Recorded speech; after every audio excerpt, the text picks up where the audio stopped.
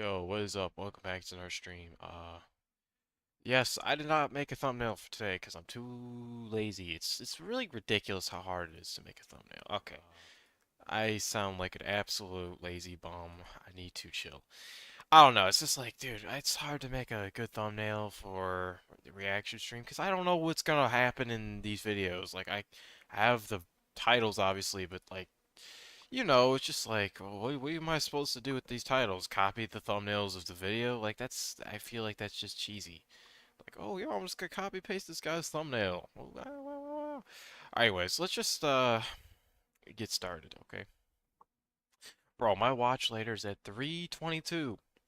I'm pretty sure like 2 weeks ago it was less than 300, so I've added at least like 20 videos, bare minimum, into my watch later in the last 2 weeks. Quite the debacle. Anyways, photos with disturbing backstories. Um, is it muted? Okay, no. Stupid. I guess this, I mean, hey, by the way, this is an interesting way to start a video. First 10 seconds, they say like, hey, the first 10 seconds is the most important, to get people to watch, which is very true because most people leave videos in the first 10 seconds. I don't know why you'd put your Patreon thing at the beginning, but at the same time, it's like, dude, if you're a Patreon member, you want to be honored. So I respect this guy a lot. He's sacrificing his watch time for his Patreon members. Is there just no audio? Oh no, there is. I don't know. This image looks really disturbing Living already. in Monument, Colorado was a 13-year-old boy named Dylan Redwine who lived with his mother Elaine and brother Corey. Dylan was one of the many unfortunate children who had to experience his parents separating at a young age. He regularly went on court-ordered visits with his father, Mark Redwine, who resided in the rugged and mountainous landscape of La Plata County, nestled in the southwestern area of Colorado. And you may assume that a son would rejoice whenever he gets the chance. What was the image in the very beginning? What the... Wait, oh yeah. No, whatever that image is, by the way, very creepy. Let me find it. This looks very, very disturbing. This is also the thumbnail of the video, and so I'm assuming this is gonna be very bad. I just something about this. He looks like he's beaten up to a pulp or something. Well, not really at all. I just completely misused my words. But he does look like he's on something, maybe beaten up. I don't know. I can't tell you. The case with Dylan. Dylan found little to no joy in spending time with his father and had intentionally avoided these encounters for several months. The root See, cause that of must suck. I'm assuming it's because his father sucks.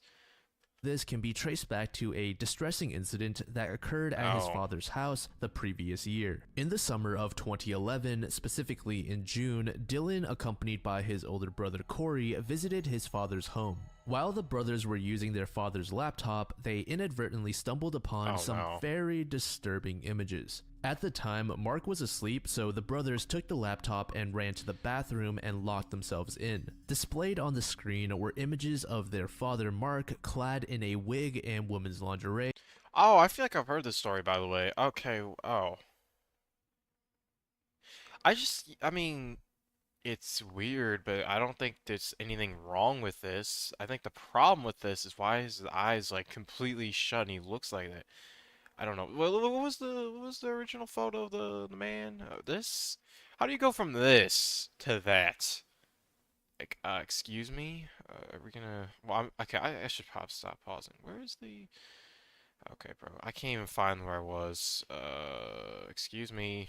Very disturbing Dude's on crack. Yeah, images. 100% At probably. the time, Mark was asleep, so the brothers took the laptop and ran to the bathroom and locked themselves in. Displayed on the screen were images of their father Mark clad in a wig and women's lingerie, cradling what seemed to be a soiled diaper. The brothers went through Oh. all of the images, and that's when they realized something. Oh. Their Oh. Why father is it blurred? Oh no. Oh. Oh, since the story. Oh, I think I've heard the story where he eats poop or something. Maybe. I'm pretty sure. Okay. appeared to be consuming the contents of the diaper. Corey brought out his phone and took pictures Yeah, of these okay. unsettling images, marking a turning point in how Dylan perceived his father. So, over the following year, Dylan distanced himself, becoming more withdrawn and fighting with the decision to confront his father about this discovery. I mean, well, here's the thing. If you confront, then he's just gonna be like, "Why are you looking through my laptop?" To be fair, okay, first off, does your laptop just have no password or something? Because there's no way that if you have this stuff on your, like, any device, you would not just, like, make it super easy to get. Like, if a kid can get into it, you got a problem. It's called, you don't know how to, like, hide your stuff or something. To be fair, you shouldn't have anything on your devices, to be clear, to hide. I don't have anything on my computer I'd hide, personally. Besides maybe like a couple of embarrassing like videos or something.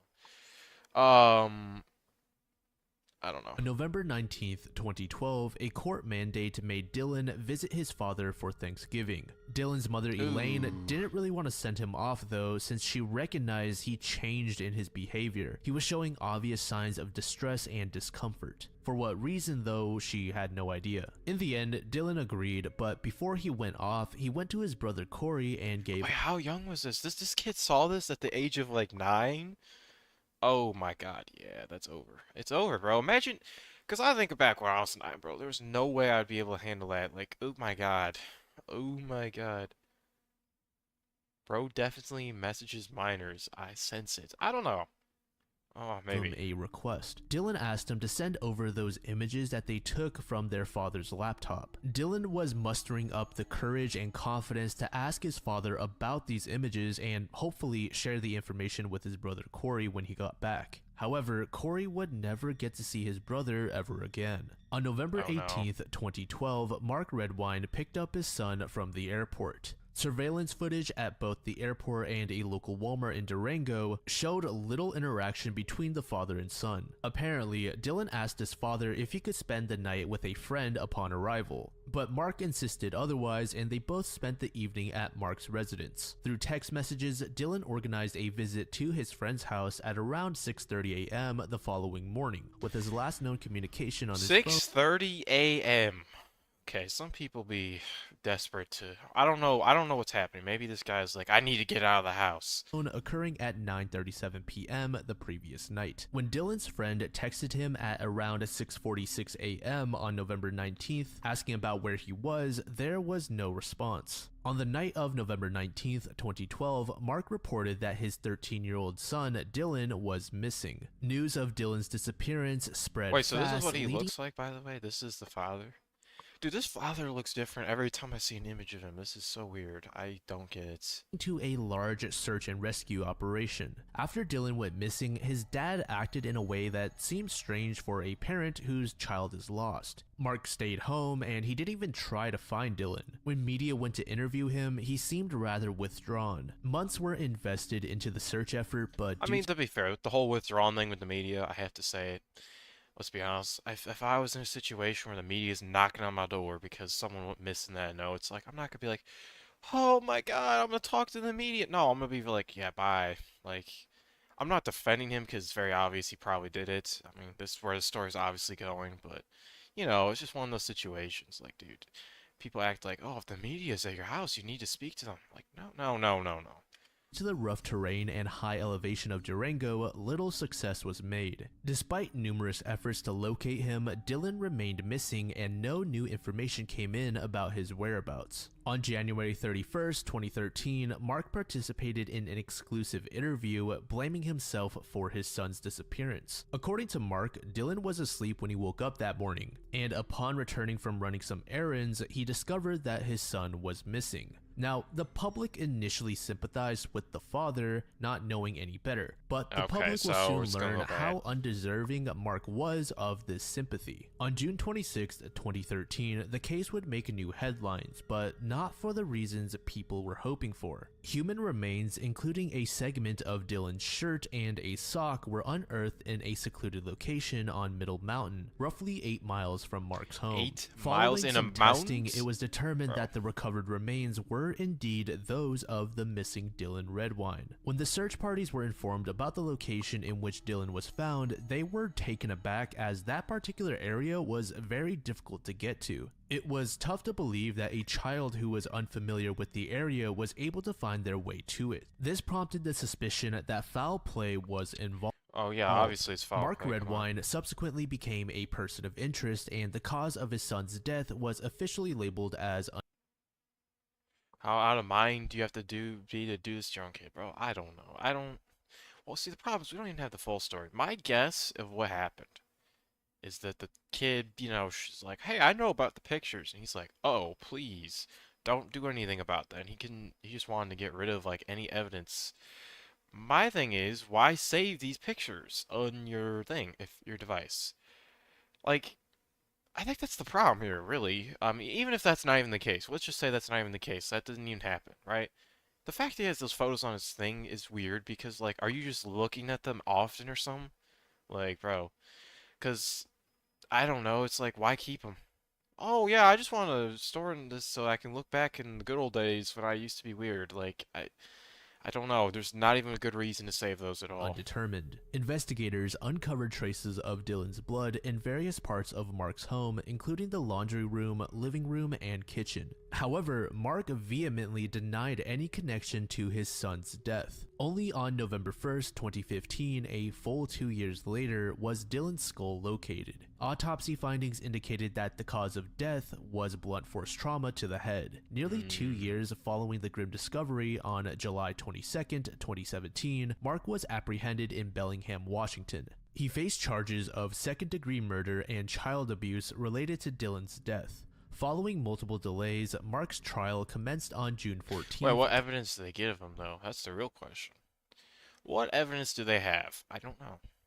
2021. The defense argued that the minimal amount of blood discovered in Mark's kitchen was infinitesimally small and could have occurred in any household. Defense attorney John Moran went further, asserting that using dog-sniffing death scent techniques was deemed quote-unquote junk science. Despite the defense's effort. Yeah, that defense sucks, bro. Okay, that defense is like probably the worst defense I've heard in the case. Like, how do you oh, there's blood in the kitchen, which I don't even know where that's coming from, but I'm assuming it's because there was, but like, oh, there's blood in the kitchen, that could happen in any house. Like, what? What kind of defense is that, bro? You live close to where he was arrested? Ooh.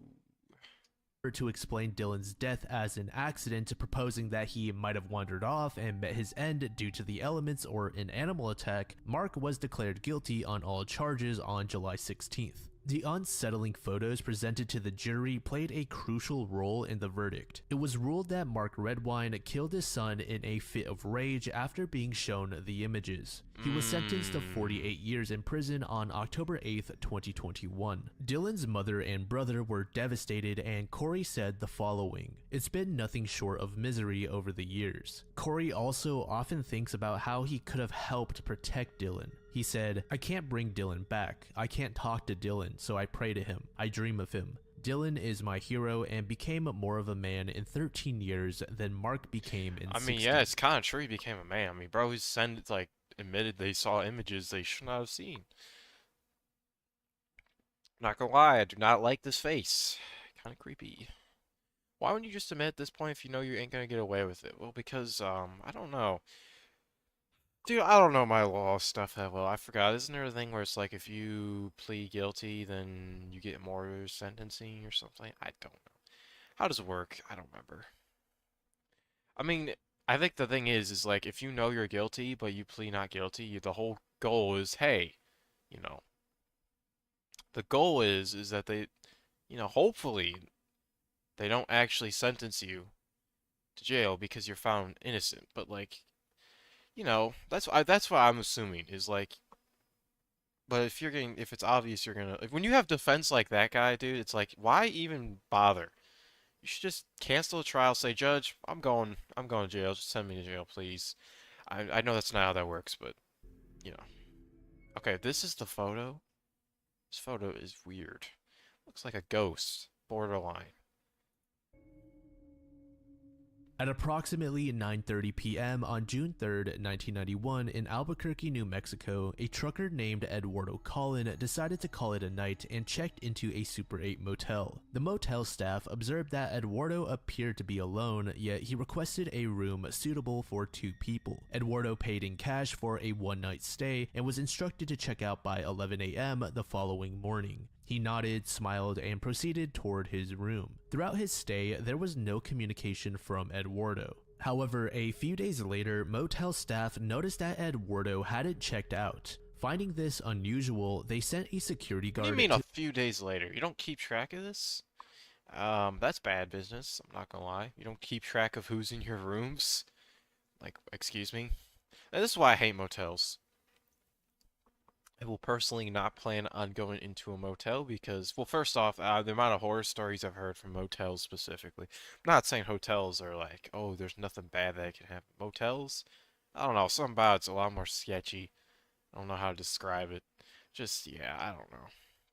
I mean, the infamous story I've heard, which turned into a game, is like, oh, there was like drugs being sold in vending machines, and it was used so that this guy could break into people's things while they're drugged and rape them. Okay, just enough. Yeah. to investigate why Eduardo hadn't left. Upon reaching the room, the guard saw a "Do Not Disturb" sign on the door. He knocked but received no response. You'd rather sleep in your car in Walmart parking lot than a motel. Yeah. I don't know, I've never slept in... Okay, that would be a lie. I was gonna say I've never slept in a car. I mean, I've slept in a car on road trips, but that doesn't count. I've never slept, like, in a parking lot. I don't know how it'd be. Do you just, like, run the engine the whole time? Like, if it's cold, do you just have the engine running? Because then it's like, dude, that's kind of expensive. You gotta pay for that, like, gasoline you're burning while you're sleeping, which I don't know if that's worth it. I don't know. I don't know how that works. I don't know what people do, honestly. I'd imagine if you're sleeping in a car, you probably would prepare for that instead and just have blankets. I don't know. To turn the knob, he found out that the door was locked. After some effort using a screwdriver, the guard gained entry, but he realized the room was completely empty. On the table, there were bottles of beer, cigarettes, and several other items that didn't initially raise any concern. The guard continued his investigation and made his way into the bathroom. There, he made a grim discovery. Oh, of course. Secure to the shower head was the lifeless body of a woman. Despite clear signs of decay, medical investigators were certain that this unidentified woman had passed away on the very same day Eduardo checked into the motel. Additionally, traces of illicit substances were found in her body, and the image you're seeing on screen right now is the photo that was found on the room desk. Yeah, this photo's... This giving me goosebumps, bro. The unsettling nature is the one detail most often remembered about Can you please just... Please. Okay, yeah, you were just being annoying. Okay, it just goes back to it again? Like, stop. Please. For the most part, it would take a couple of years before police could locate him, or rather they would find his family. And it turned out that Eduardo had died, but here's the confusing part. Police pulled out that photograph from the motel and shared it with the family, but they stated that the man in the picture was not Eduardo. They also had no idea who the woman was. So if this man was not Eduardo, I don't want to who look. could it be? The more I look at that image, oh god, I'm just goosebumps. I don't like how she looks. Obviously, that photo makes no sense. Like, yeah, something's up. And also the whole, okay, apparently that was Arwada or whatever his name was, Eduardo. I imagine he's probably just using a fake name. I mean, it's pretty easy. If you're checking out a motel, I'd imagine you don't have to give your ID to buy a room. Like, you could just say, oh, my name's this. If you're paying in cash too, like, yeah, there's really no real way to confirm your identity. So yeah, you could just lie. Oh wow, that's actually kind of smart. Okay, I say that like I'm gonna do something with the information. Let me tell you, government, I'm not going to do anything. Investigators went back to look at all of the clues and evidence that they had, and there was one piece that may shed some light on the case. On that motel room table, there was a scale with the name George Martinez written on it. Investigators believe that the device was used primarily to organize illegal substances. This gave rise to theories suggesting that the female may have been a victim in a deal gone wrong. In an attempt to gather new information from the public about either people... Wait, there's no way they solved this. They actually did, didn't they? Oh god, they sent the picture again. photo, the original version was altered. In this updated photograph, which is oddly enough even more unsettling, the Yeah, woman appears with a more dude. neutral expression. Fast forward to I don't. March I think the thing about this images is her eyes, bro. They're so incredibly wide. It's 2021, unsettling. police received a tip that suggested that the woman was named Becca and that she was originally from California. Can we move And to my past this knowledge, this image? possible identity was never heavily looked into and was thus never confirmed. As for the man, police still have zero idea who he is. Well, wouldn't you just go off George Martinez? Come on.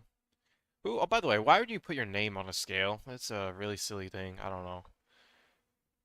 That's worse. 100%.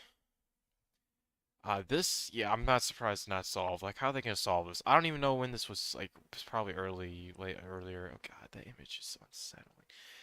I don't know. And have yet to I just don't get why she's so, like, I hate saying this, but so white. Like, dude, look how white she is. It's crazy. Like, it's like, dude, just get some sun. but there are now many people that Okay. suspect foul play Oh my was god. involved. Oh my god. Oh my god. That is probably the worst image. Okay, yeah, please. Okay. I don't Andrew that image, by the way, that messed me up, bro. Did not expect that at all. Okay, let's just move on from that, cause dude, these images are getting ridiculous. I'm not good with scary stuff, and also unsettling images. Oh my god. You know, when I was younger, bro, like when Momo was relevant, bro, when I was in 8th grade, I think, bro, that shook me for like probably months. Um, it really, really did. And then, even though I knew it was a chicken, like that was the worst part. I knew it was a chicken, but that face, God, that scared me for months. Now, obviously, that was 8th grade, bro. That was years ago. So not really relevant at all to me, the new me, I guess you could say, but yeah, it's somewhat relevant because I haven't really changed too much. See something unsettling like that, and I'm instantly disturbed. It's just unreal. Yeah, I don't know. Macaulay was an Australian mountaineer and sea kayaker born on August 7th, 1968. Andrew was a very ambitious individual that strived for the toughest of goals set by himself. In fact, in 2003, Andrew made the first non-stop crossing of Bass Strait via kayak. The very next year, he kayaked across the Gulf of Carpentaria. 2 years after What? that, he led an expedition in the Australian Antarctic Territory where the group crossed over 800 kilometers. It was becoming Dang, clear bro. that Andrew was much too skilled for his own good. He needed that next challenge to really test himself. He set the goal of crossing the Tasman Sea in a standard one-man kayak without Oh my God. Yeah, look at that distance. I mean, okay, it looks like a map. It's like, oh yeah, it's not that far. No, that's on. Where's my mouse? Please find my mouse. Where is it? Okay, it's right here. Okay, I suck at finding my mouse sometimes. But seriously though, like this guy's gonna get, dude. Like this is one of those things where it's like, dude, how did people cross the sea back in the days? Because, dude, anything could go wrong. Like, all it takes is a little storm, and suddenly you don't know where you're going. You have no, in the modern day, you have no internet. It's not like you're gonna be like, all right, let me pull up my location on my map to figure out where I'm located. No, because there's no internet, bro. I don't even know how internet works, so I don't know if you can bring your own internet to with you or something. I highly doubt that's the case. I don't know. I have no idea how internet works. I'm blissfully ignorant, which is probably for the better because I don't really need to know that stuff.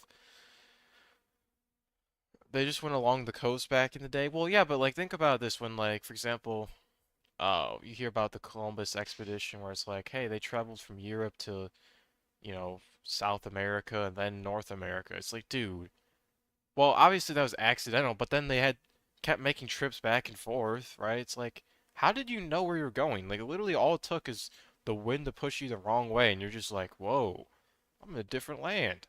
I like it's so crazy that they could like accurately end up at the right place. Don't get it at all. any outside help. Now, it should be stated that this has been done before, but those adventurers all had custom kayaks that were built for extreme conditions. If successful, the journey was well over 900 miles and would take over a month to complete. Not only was the challenge going to be long, but it was also going to put his mentality to the test, as Andrew was going to have little to nothing to eat or drink. Andrew would set off for his attempt in December of 2006, but quit only a night later. The reason being that the kayak was freezing cold and Andrew had no way of preserving any heat in his kayak. Luckily, Andrew was able to get home safely, but this small hiccup was not going to keep him away from the sea for very long, as he would return to it in January of the next year. This time around, Andrew was all ready to combat the extreme temperatures that he would face out at Why? Oh, that's sunscreen probably. Never mind. sea. Makes sense. Andrew would frequently contact his family via radio and let them know that he was doing great. He was about halfway done with the journey, and it seemed like smooth sailing from there on out. However, things would take a turn for the worse very quickly. As Andrew was nearing the end, violent waves began to crash into his Yeah, this is what I'm talking about, bro. How do you kayak in these types of conditions? Like, you're dead. Yeah, I don't know why you'd have to be like ridiculously stupid to do this. I mean, obviously he said it was possible, but those people are just lucky or something. kayak, suddenly making the latter half of the trip significantly more difficult. This was not to mention the other conditions which have also worsened. And keep in mind, Andrew wanted to beat this challenge with a normal run-of-the-mill kayak. It was February 9th when Andrew made an emergency call saying, "Do you copy? This is Kayak 1. Do you copy? Over. I've got an emergency situation. I'm in a kayak about 30 kilometers from Milford Sound. I need a rescue. My kayak's sinking. Fell off into the sea and I'm going down." Oh God. Oh God, that's like that. Just like picturing myself in that situation terrifies me. Being alone in like in the middle of the ocean, you can't see underneath you. You have no clue what's under your feet, and there's literally no land nearby. Like, what are you supposed to do? You're dead. You're not making it to land unless the waves push you. You always hear like in Disney movies, like, "Oh wow, man, this guy like Moana, I think it was, where it's like, oh wow, I forgot who, but someone, I think it was, what's her name? The main character, Moana? Is that what her name? Okay, dude, I sound like an idiot. Yeah, it's Moana. Moana like passed out or something and got pushed to land. Like that's not gonna. I don't know. Is that gonna happen in real life? Probably not. I don't know. There's no way we just float like that. But who really knows? Bro's cooked 100%. Rescue would not find Andrew until it was too late. In fact, they would never find Andrew at all, but what they did find was his kayak, bobbing in the sea about 30 nautical miles from the journey's endpoint. Bro, he This was so discovery was close. made on February 12th. I want to quickly mention that Andrew's kayak came with this fiberglass dome cover that was supposed to provide shelter for him. Now, whenever his kayak would flip over due to the way the dome was constructed, Andrew needed to exit the kayak and flip it over manually. It's believed that Andrew somehow lost this dome, ultimately leading to his demise. Andrew's remains were never located, but on the kayak were these photos that he took of himself in his final moments. Damn. Oh, I feel like I know this one. I feel like I remember this story, because I feel like I remember one of these friends plotted to murder both of them or something. I see. I don't know the story fully, but I know one of these people killed someone in this friend group for a dumb reason, probably. I don't remember the full story. In Star City, West Virginia, lived Skylar Neese, a 16-year-old girl with her parents David and Mary. During her childhood, Skylar had a best friend named Morgan Lawrence. In the earlier years of their friendship, the two were inseparable, but just like with most friendships from such a young age, it dwindled as the two grew older. Nevertheless, Morgan still saw Skylar as someone in her circle, almost like a family member. Another close friend of Skylar's was named Sheila Eddy. Together, the two girls started high school and met another girl named Rachel Schoaf. This group of girls went on to grow very close and hung out with each other whenever they could. Teachers and classmates did mention that the group tended to be rather rambunctious, and there were even rumors that they would use illegal substances and partake in underage drinking at parties. Wow, how surprising. As if that doesn't happen all the time. Like, okay, well, God. Who cares? It's like, dude, that does that. Like, I would say, like, oh, that's so evil, but like, who cares, bro? It happens to everyone. Not Told her me, to by the delete. way. Not me. I'm the exception, bro. First off, I stay home a little too much, and second off, I'm good off those illegal substances. Cannot English today, apparently. Yeah, I'm good off that illegal stuff, because guess what? I have an addictive personality. That's the problem. So I know if I took a drug or I'd start drinking alcohol, even if I didn't like it, it's like, you always hear it's like, oh, but the dopamine hit you get, it's what you chase. And dopamine's a big part of my life already, so I don't need more problems. July 6th, 2012, Skylar went to a local Wendy's where she worked. This particular shift took place well into the night, so she didn't return home until very late. But when she did, she immediately went to her room and went to sleep. The next day, Skylar's dad, David, knocked on Skylar's bedroom door but received no response. In fact, the door had been locked. David was able to eventually get past the door with the use of a coat hanger, but to his shock, Skylar was nowhere to be found. He immediately called his wife Mary to inform her that their daughter was missing, but Mary seemed to not think much of this and told David that she was probably hanging out with some friends. So David calmed down a little and went out for a smoke. That's kind of suspicious parenting. It's a sign of bad parenting if you have your kids leaving the house and you're okay with it. Like, without, like, just in the middle of the night, hey, I'm just gonna leave the house. Like, bro, what? You suck. You should at least care about it. Like, oh, where'd they go? Like, come on. At least get knowledge of where they're going. It doesn't matter if it happened so many times before. It's like, dude, you never know.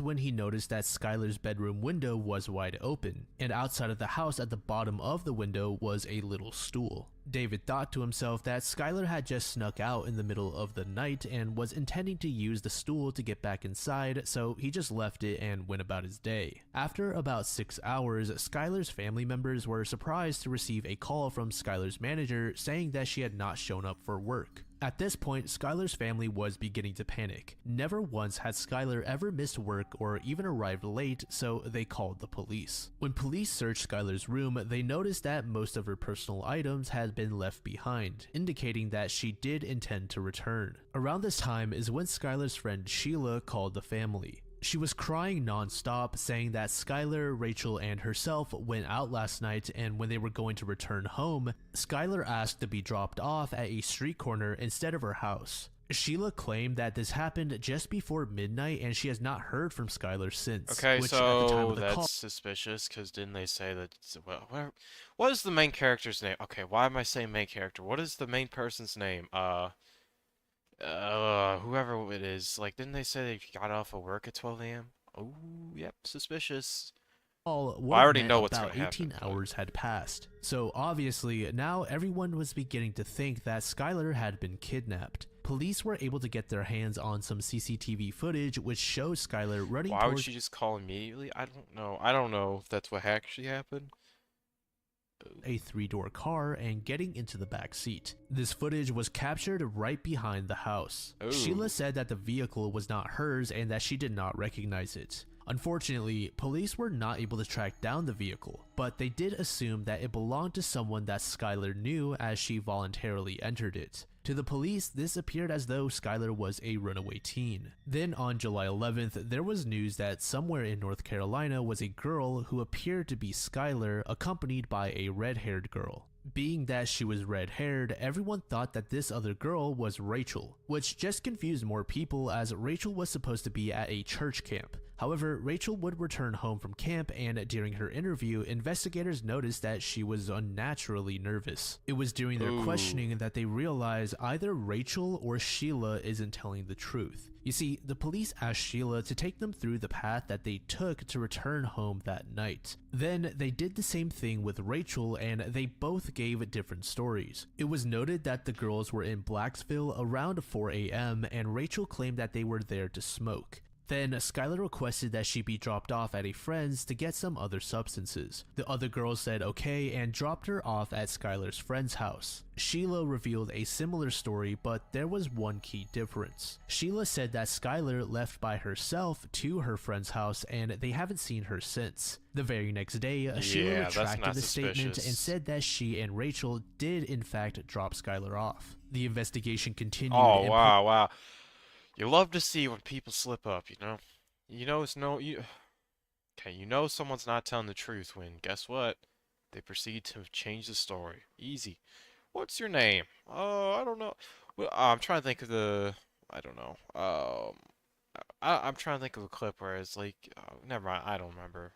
police were of the opinion that Sheila and Rachel definitely knew more than they were letting on. But it wasn't like police had any hard evidence to charge them with. So, about 5 months after Skylar's disappearance, Rachel began showing signs of instability. Her mental health was rapidly declining and she began lashing out at people for very stupid reasons. She was sent to a psychiatric unit and let out in less than a week. After being let out, she immediately ran to the police and said, "We stabbed her." Investigators asked her to elaborate and Rachel said that she and Sheila filled up a car with cleaning supplies, shovels, and new clothing. The vehicle belonged to Sheila and the two asked Skylar to come hang out and they drove out to Greene County, Pennsylvania.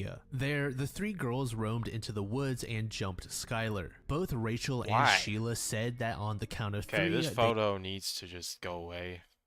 they would stab her to death. They pulled out knives that they had hidden in their hoodies and easily overpowered Skylar. But Skylar was able to break Rachel's knife out of her grip and drive it into Rachel's ankle, which caused her to screech and run off. While Rachel retreated, Sheila remained and continued her attack, all while her friend screamed out, "Why?" When the two murderers were sure that Skylar was no longer alive, they tried to bury her, but later settled for leaving her under some leaves and scraps. Then the two just drove off and continued. No respect at all.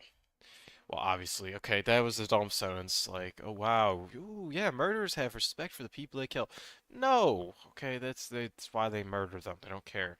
But like, dude, why? I don't actually know why. With their lives. So surely the two must have had a very good reason for doing something so rash and evil. When investigators asked Rachel why they did it, she simply said, "We just didn't like her anymore." Police were able to locate Skylar's remains on January 16th, 2013. But one strange thing about the case was, even though Sheila knew that her crimes were revealed, she attempted to avoid reality online. For example, she would upload a photo of the trio with the caption, "Rest easy Skylar, you'll always be my best friend." Officials struggled. Okay, first off, why I always don't get this. Why on Twitter? Why? Why like, oh my God, why does Twitter need to know this at all?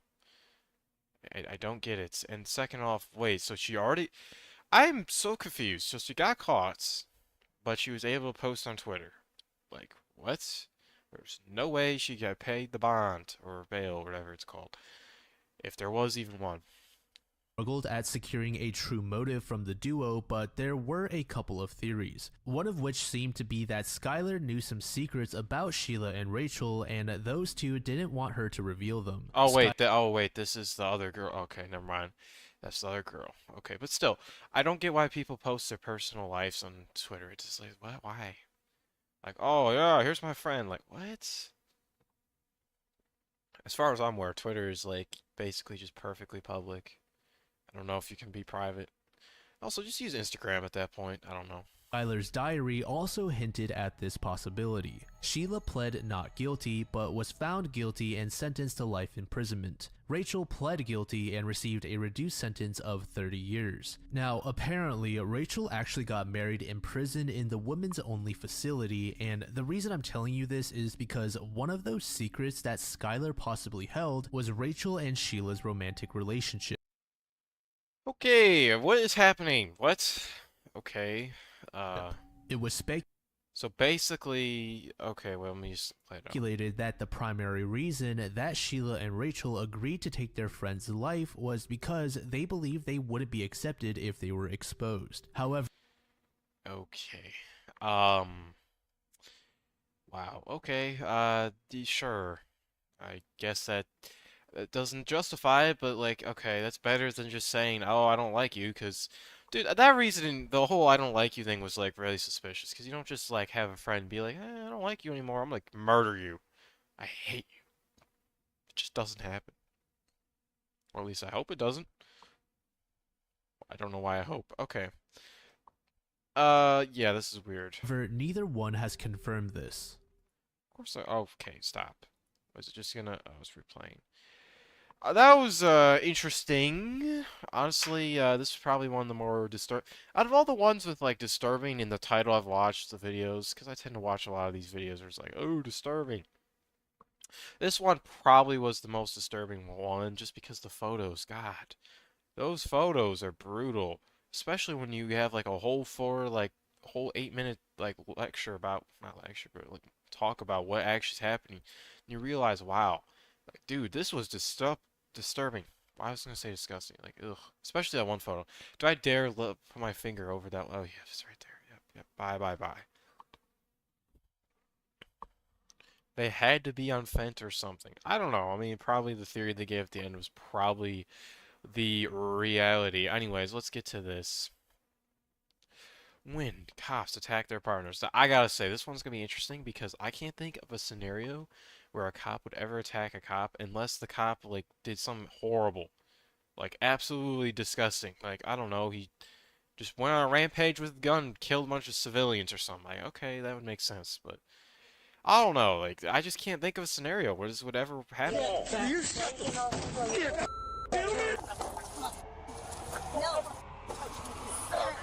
These were moments when police officers attacked their partner, starting with the police sergeant who beat up his police chief. This entire confrontation began on November 9th, 2023, when Bradley Beach police officers stopped a car for a possible DUI. Unexpectedly, their department chief, Leonard Guida, arrived at the traffic stop intoxicated. Oh, I think I've seen. Yeah, he was drunk.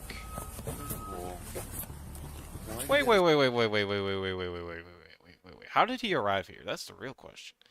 Because if he arrived here by driving, ooh, now we got a problem. The jacket on the stuff that we wore. Oh, it's gonna be annoying, of What's on course. the back of it? What do you mean? Look at tell me what's on the back of it. It washed off. Yeah, then get rid of it. Okay. That's ridiculous. Okay. You're a sergeant, for God's sake. Okay, Chief. Let me work this DWI, okay? The department's chief pulled aside the sergeant in charge of the traffic stop due to an issue with a peeled-off jacket imprint. However, as the sergeant complied and resumed his DUI investigation, the chief decided he wasn't finished scolding the sergeant yet, leading to a very heated encounter. Chief, I'm working. I don't have time to argue about a jacket, okay? Don't you touch me. Don't you touch me. Don't you Oh my touch God. me. You had a problem? Fuck. Okay, wow. Wait, I need to replay that. Like, actually, what exactly happened? I'm working. I don't have time to argue about a jacket, okay? Don't you touch me. He touched him? Dude, I feel like that's a slight overreaction. Like, I mean, I don't know how much they cut out of the video, but like, dude, it was literally just like, okay, he asked you about your jacket, which is annoying, and then he did it again. Okay, yeah, that's annoying. But dude, it does not need to be this, like, this far. Don't you touch me. Don't you fucking touch me.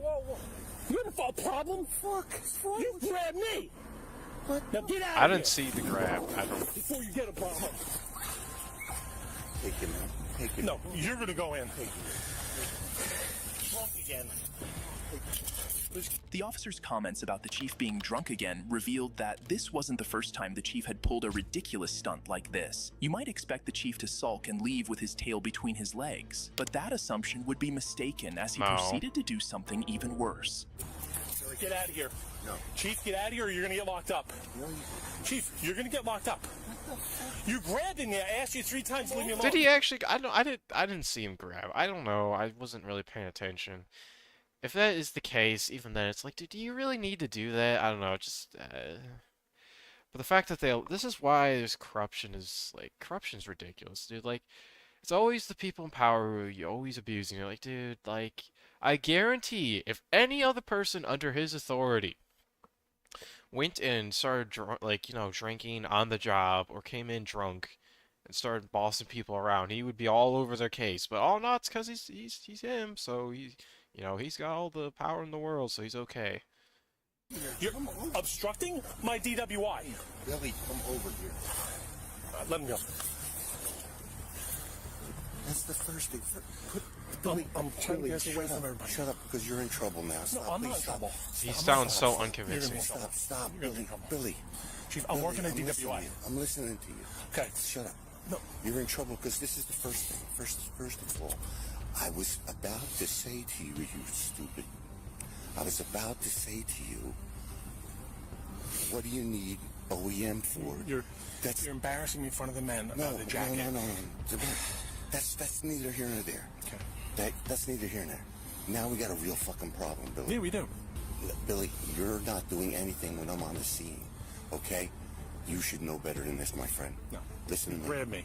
No, I said You were out come of over line. here. You were out of line. You grabbed me. It's on video. Billy, It's on video. I'm not Billy. going to argue with it. I have a crash to work. Billy, I have a job Billy, to do. you're okay? relieved. Billy, you're relieved. You're relieved? That is ridiculous. You just bro. You're suspended. This is funny because he's just saying that so casually, like, yeah, you're definitely like corrupt. There's no question in my mind, like, at all. No, Billy. Please, Billy, don't. You're suspended, Billy. Please, don't do it. You're actually suspended now. Like, okay, bro. Like, get out of here, bro. Like, honestly, if he was my, like, whatever they call leader or whatever, I would not take him seriously remotely. And honestly, if you sued him, you probably would win because, dude, this guy's drunk on the job, obstructing an investigation, and he's drunk. Like, those are two things you shouldn't really have happening. I'm suspended? Yes. Okay. Then I'm suspended. I'm going home. Yes. Billy, come here. I'm going home. We can't talk. I'm suspended. You can't go No, home. I'm suspended. Wow. I'm You're going to headquarters, home. and you're going to wait for me there. No, I'm not. I'm suspended. I'm going home. This guy's, like, handling great. Let me work my crash. This is why I'm here. Billy, you're suspended. All right, if I'm suspended, then I'm not. Oh my god. This is so, oh my god. No, you're suspended. You can't do anything. Oh, but I need you to do things. No, but you're suspended. Like, bro, Wait logic. inside. Nothing more. No, Billy. You have to let me explain something to you. Billy, you're suspended. As the Oh, sergeant this began guy. to leave the scene, the police chief, clearly on a power trip, escalated his unruly behavior by intimidating other junior officers into giving false testimonies. See what happened there? Yes, Chief. What happened?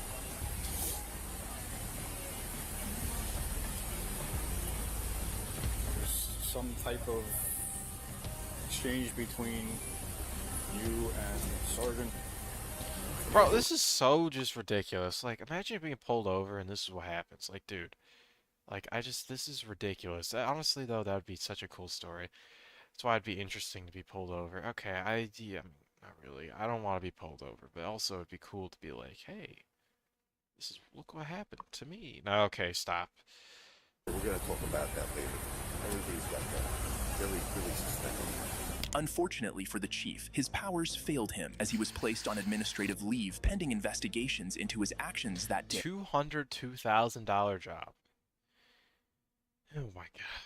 Wow, that's a lot more money than I thought they made. I mean, he is a chief, so I guess that makes sense. Wow, that's crazy. $202,000. I guess when you make that much type of money, right, and you know, you have all that power, it just gets to your head because you just think no one can stop me. Getting this money, I got the power.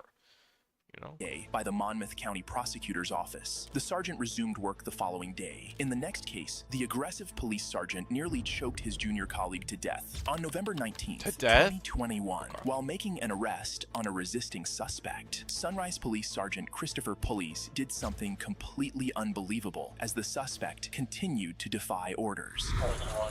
Watch your head getting into the car. Miss, can you stop pulling the cuffs? Just get in the car and you'll be fine. Get in the car. Get in the car. Put in the cup. Oh my wrist. Once you get in the car, she'll let go. So watch you steady pulling. So just get in the car. She's gonna break my wrist. All right, just get in the car. Can y'all just tell her to stop? Okay, get in the car. That's Get it. in the car. I love watching idiots. Like every time they, I don't know what this guy did. I don't know if he's wrongfully arrested or whatever, but the point is, every time, bro, they always say the same things. Ooh, the cuffs are too tight. Ooh. And they cause a big stink about that, or they'll be like, I can't breathe. Like, they always pull those two cards, and it just, every time it makes me annoyed. Like, beyond annoyed, because I guarantee you that, like, 90% of the times, they're just over-exaggerating the situation completely. Especially the I can't breathe. It just pisses me off, because they really think that's doing something. I can't breathe! I can't breathe! Like, shut up. All right, I'm getting in. Get your feet in. Hey, look at me. Look at me. Look at me. You want to play games? You're playing with the wrong mother. What you gotta do, man? You gonna mace me, mace me. Look at me, mother. You want to play games? You ever get disrespectful with my officers, I will remove your soul from your body. Do what you gotta do. Oh. Just let it be. I mean, I kind of see what she was doing. She's probably in the right, let's be honest. Because, like, I mean, he was kind of going a little too extreme. Like, yeah, it's bad to disrespect officers, and he probably cares about his, his people works with a lot. That's good. That's a great thing, actually. That's a great thing. I commend it. But, to be screaming in the face of someone like that, bro, is like, it's a little extreme. I don't know what the situation is. I don't know what this guy did, though, so that's the problem. Clear? Yes, sir. And I'll see you in about 5 minutes. Even this officer's colleagues weren't exempted from his wrath, as a junior officer who tried to intervene to protect the suspect ended up being choked, threatened, and nearly pepper sprayed. However, the officer faced serious consequences for his actions. He was charged with battery and assault on a law enforcement officer, assault on a civilian, and tampering with evidence by deleting texts threatening officers who witnessed the incident to remain silent. Okay. The officers in the next incident didn't attack a fellow colleague, but treated an army lieutenant who had just returned from serving his country. Oh my god, didn't I just? I'm pretty sure I saw this recently. I can't believe being treated like this. And I'm down. Lay down, you're gonna get paid. While returning from deployment, U.S. National Guard B. Lieutenant Karen Nazario was pulled over by Officer Daniel Crocker of the Windsor Police Department in Virginia for a potential license plate violation. Instead of stopping on the dark roads, Lieutenant Nazario drove to a gas station to pull over, a decision that angered the officers and led to a highly tense and ultimately disastrous encounter. Tense over that? Out the window and turn the vehicle off. Why? Put your hands out the window. Why? He's not complying, Jeff. Come around your side. Let me see your hands. How many occupants are in the vehicle? What's going on? How many occupants are in your vehicle? It's only myself. Why are your weapons drawn? What's going on? Open the door slowly and step out. Open the door. I'm not getting out the vehicle. What's going on? Oh, I get that what's going on is extreme. Like, dude, all you did is pull in a gas station. Suddenly, oh yeah, we need to see hands. Like, what? Why? I don't know. That just doesn't make sense. But like at the same time, not complying instantly makes it worse. Like, I don't get why people don't comply. It doesn't make sense. What's going on? Like, just save. I guess the saying is like, ask questions. Oh no, wait. Do what you're told and then ask questions later, basically. Which kind of sucks, but that's the best way to handle the police, in my opinion. What's going on? Get out of the car. Keep your hands outside the window. My hands are right here. What's going on? Get out of the car now. Get out of the car. What's now. going on? Get out of the car. Like, dude, this guy would solve the problem by just getting out. His car was understandable, considering the officer's aggressive demeanor and the fact that they had their weapons drawn and pointed at him. Get out of the car now. I'm serving this country and this is how I'm treated? Yo, look, guess what? I'm a veteran too. I don't know, babe. Get out of the car. Oh, that is a good point. Oh my god, he got cooked. Not gonna lie, he's got cooked. Yep, it's over for him, bro. Not really, but like, dude, yeah, it's true. Like, dude, he should respect the police officers and actually follow their commands, like it's what he's been taught to do in the military, right? So it's like, dude, if you can't, respond to commands, you kind of suck. You should be undeployed, as they say. What's going on? Work with us and we'll talk to you. Get out the car. You received an order. Obey it. I'm honestly afraid to get out. Can I? Yeah, you should be. Get out. What's going on? You should be? Okay. Yeah, I mean, I was just defending this guy, I mean, the cops kind of, but dude, saying you should be scared is like, dude, now you're on a power trip, bro. You're too far. Too far gone. You should never say that. You should, the whole point of you, especially when he's doing nothing, like, let's be honest, he's not really particularly doing anything that's like threatening or needs guns. At this point, you could just draw your weapons back. There's no reason to have your weapons in his face. Like, he's literally got his hands where you could see him. And he's talking peacefully. He's not even angry. So it's like, dude, you're just going to the extreme. Get out I now. have not committed any crimes You're being stopped for a traffic violation. You're not cooperating at this point right now. You're under arrest. for a traffic. You're being detained. Okay? You're being detained for For a obstruction of justice. traffic. The officers escalated the incident further when they aimed their firearms directly at the lieutenant's face yeah. and tried to forcibly enter his vehicle. It didn't end there. The situation escalated even further when the other cop, Officer Gutierrez, decided to physically engage with the lieutenant. Get out of the car now. Get out of the car. Get your hands off me, Get out. please. Get your hands off me. You know what? Back up I there. didn't do anything. Oh, do that. come on. Don't do that. Hey, get out of the car now. Don't do. I'm trying to talk Get out. to you. Okay. I'm trying to talk. Get out. Oh, God. I already see Can where you this is please going. relax? I'm actively serving this country, and this is how you're gonna treat me. Back up, Daniel. I didn't do anything. Back up. Whoa, hold on. What's going? Hold on. Oh. Watch. Watch it. Oh. Air 4 OC is deployed. Oh, my God. It keeps going, bro. Is he gonna go in for more, bro? No way. Dude, stop. Oh, my God. This guy. I'm trying to breathe. Ugh. Get out of the car and get on the ground now. Get. Take off your seatbelt and get out of the car. Look, I'm just gonna please. You're gonna do what you're told. Get out of the car. The lieutenant was treated in a deplorable manner, but this was just the beginning of their mistreatment, as these unruly officers had more tricks up their sleeves. Get on the ground and you're getting sprayed again. Get on the ground. Can you please talk to me about what's Get on going the ground. Get on the ground now. Can you please Dude. talk to me about what's going on? Okay, I'm being honest though. Why? Why do they need to do all this? He's not being a threat. Like, yeah, he's not listening to orders.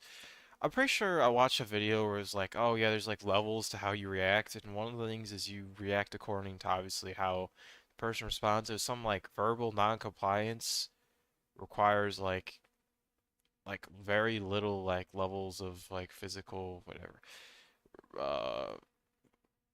Never mind. I can't word it. I don't know. But the point is, he should not be pepper sprayed for not complying. That's all he did. Is just say, "Oh, I'm not getting out of the car until you explain." And both sides are in the wrong technically, because like, let's be honest, dude, this guy, the military guy, could just gone on the car and this would never have happened. But these guys also are escalating the situation for nothing. There's literally nothing happening besides, "Oh yeah, I'm not getting out of my car until you tell me something."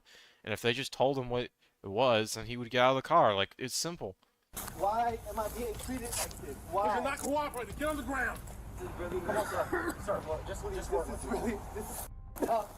Lay flat. This is tough. I can't believe being treated like this. And I'm Ground. Lay down and you're gonna get tased. Put your hands on your back. Hazed? Bro, I okay. agree. All you have to do is listen. The officer's voice was shaky, and he appeared to be in tears from the treatment he was enduring. The officers then proceeded to have a conversation with him, an action they should have taken initially. I mean, yeah, Can you come open up on. the window for my dog. I hear him choking. Can you open up the window, please? Yes. Yes, we will. Why did you stop? Why did you stop? It's a simple traffic It's stop. dark over there. Those areas are dark. I did not feel comfortable. Hold on. You felt more comfortable here, okay? Coming here was not the problem. The problem is when you refuse to get out of the car. When we got here and you stepped out of the car, I can promise you, this would have been over by now. I mean, yeah, it's true. I looked out the mirror and I saw guns drawn. I put my hands out. And we told you, we identified ourselves, we told you to step out of the vehicle, and all you had to do was comply, and we'd have been done by now, okay? The officers proceeded to search the lieutenant's truck, only to find it was squeaky clean. Realizing they had made a mistake, the officers immediately went into damage control mode. All right, how's your eyes doing, Lieutenant? Better.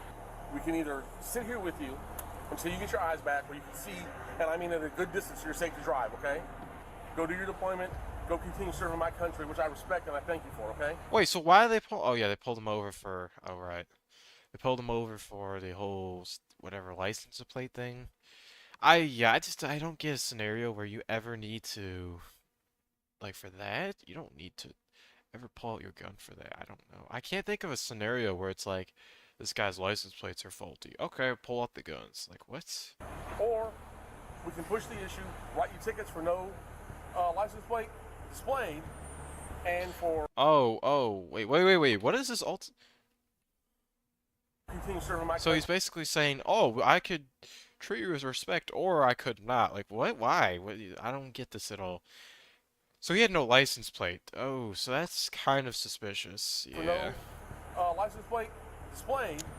But even and then, for no resisting- reason or not for resisting this. obstruction of justice. I don't even go that route because that route makes the Army get involved, and I know how they are.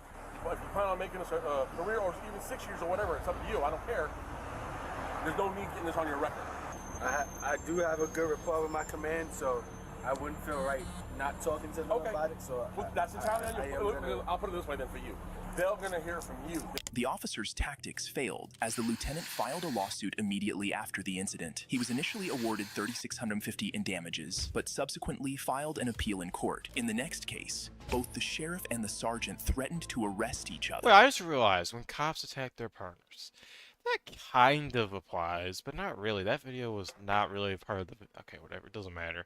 You get on my traffic stop again, I will arrest you. Yeah, I'll arrest you right now. Do it, buddy. And we're going to do it. Charges do it. Your ignorance. Do it. On June 24th, 2022, Sergeant James of the Hiawassee Police Department conducted a traffic stop on a vehicle after observing it driving recklessly in Hiawassee, Georgia.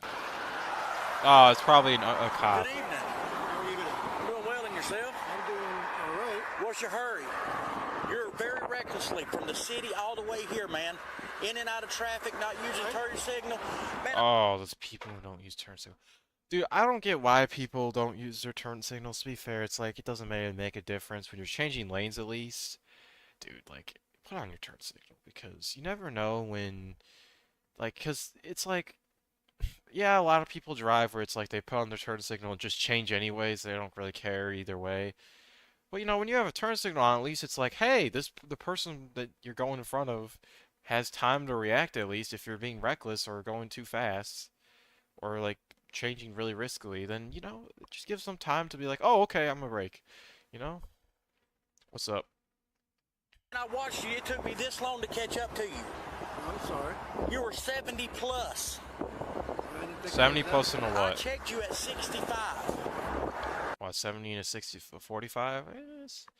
Honestly, 70 to 45 is diabolical. I'm pretty sure if it's like 20 miles over the speed limit, by the way, then it's like, dude, I'm pretty sure it's a felony, but I'm not sure if that's true for all states. Southern accent? Oh yeah, where was this from? Sorry. What's your hurry? I gotta get my medication. You gonna try to kill people over medication? No, well, it helps with my anxiety. If that car in front of you would have Bro. slammed on brakes, you would have caused a wreck right here. Hang tight. Then Sergeant James handed a traffic citation to the driver, and that's when a Towns County sheriff walked up and began asking the driver his own questions. What happened next was quite amusing to watch. All right, watch coming through town like that, man. Oh, yeah, I'm Traffic's sorry. heavy, okay? All right, be careful. Sir, got a So how much was the ticket? That's the real question. I'll be wondering, how much is a speeding ticket, really? Because then you have to wonder, is it worth speeding remotely at all? I'm not gonna lie though, and if I see a cop, I'm definitely not speeding remotely. I'm going exactly the speed limit. Like, if there's a cop in my vicinity, I'm immediately at the speed limit, even though sometimes the speed limit feels like I'm driving a snail. I'm not gonna lie. Anyways, how's your tuba or your return to school? I don't know how that works.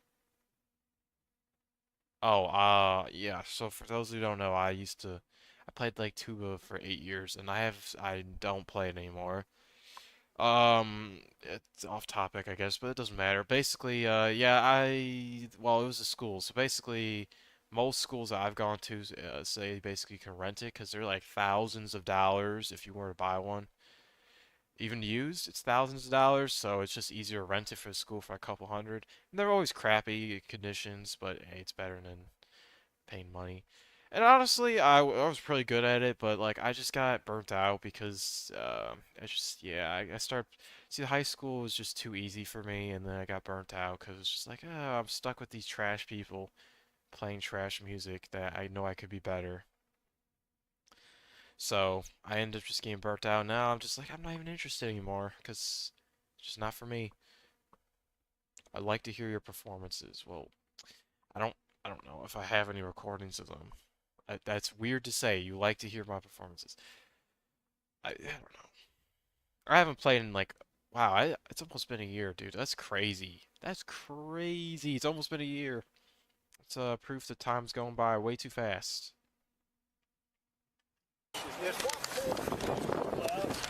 Come on. Inside the city or out here? Just right here. Okay. Go pull the video at Valero. You get on my traffic stop again, I will arrest you. Yeah, I'll arrest you right now. Do it, buddy. And we're going to do it. Charges.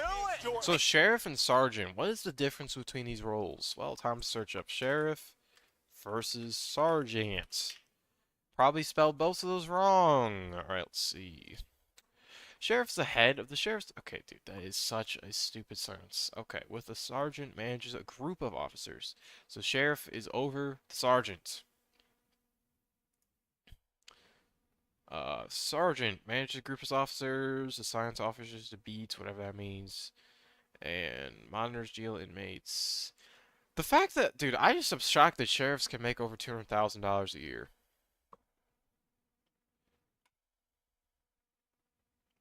Hey, do it, Ode. Go for it.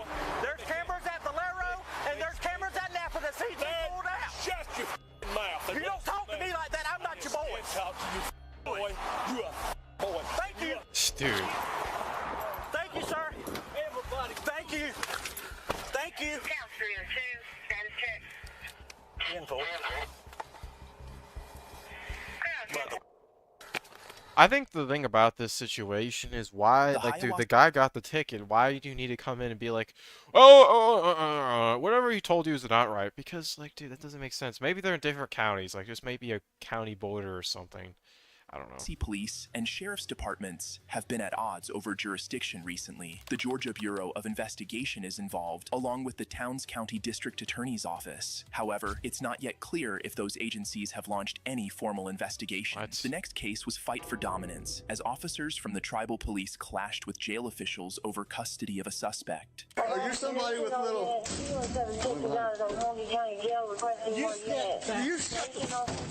What On is December happening? 18th, 2023, officers from the Lighthouse Police Department, a tribal law enforcement unit, stormed the Okmulgee County Jail to serve an arrest warrant to a non-native man they had arrested a few days earlier, but they were met with utmost resistance. I'm not taking them. You guys are taking them. I'm not taking them. County Central, do not roll my pre-book into Sally Port door. Well, we can stay here all day. That's what we're going to do until you take them out of my building. I'm not taking them. Sir, I'm not taking them. You're the one committing crime, not No, I'm not, sir. I have not accepted them in my facility yet. While tribal law enforcement officers are responsible for dealing with tribal members who break the law, the suspect they were attempting to apprehend in this instance posed a challenge as he was non-native, falling outside their jurisdiction. Instead, jurisdiction belonged to the sheriff's office. Nevertheless, the tribal officers persisted in pursuing their action. He's not in my custody. Why is this? How does this happen? Like, how do we have this type of problem? It's 2023. Look at the date, 2023, and this problem exists. Like, how do we not have this fixed yet? Because this is bound to have had happened multiple times before. Like, come on. Oh, we got locked out. What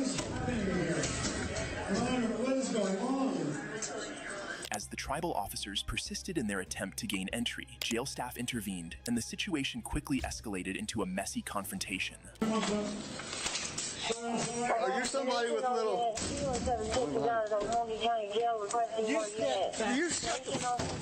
Oh, whoa, whoa, You whoa. gotta put your hands on him? Don't put your hands on the captain. No, come on. Nope. Out of my building, gentlemen. You're going to go with us, I promise. See, you keep putting Hands off of him. I love how he's wearing a cowboy hat. Okay, it's such a distraction, but like, dude, the sheriffs that wear cowboy hats, you know, you gotta respect them, bro. You have the southern accent. I can't do it at all, bro. I suck at that stuff. I suck at accents, but you know, he's got that accent. You know, he's got that cowboy hat. You gotta respect a man like that. That's a real man right there. It's a true hard man. Okay. No. That's all my deal. You put your hands on me first. Jackson, that's a few else. Not a lot of folks. This is going too. Dude, look at the guy in the back. He's like, oh, yeah, I'm not part of this. Nope, nope, nope. They're refusing to take them. Yeah, we don't recognize that you already exist. Okay, it's the state of Oklahoma. We don't recognize your authority in here. Is that actually what they said? I don't know. I didn't. Is that really true? They just can't recognize police authority in this building? Like, what? It is the director saying they're not. The director of Cleat? The tribal officers eventually had to back This down is and leave unethical. the prison premises, but later, an arrest warrant was issued for the prison staff on charges of assaulting a law Wow, arrest warrant on these. Wow, guys.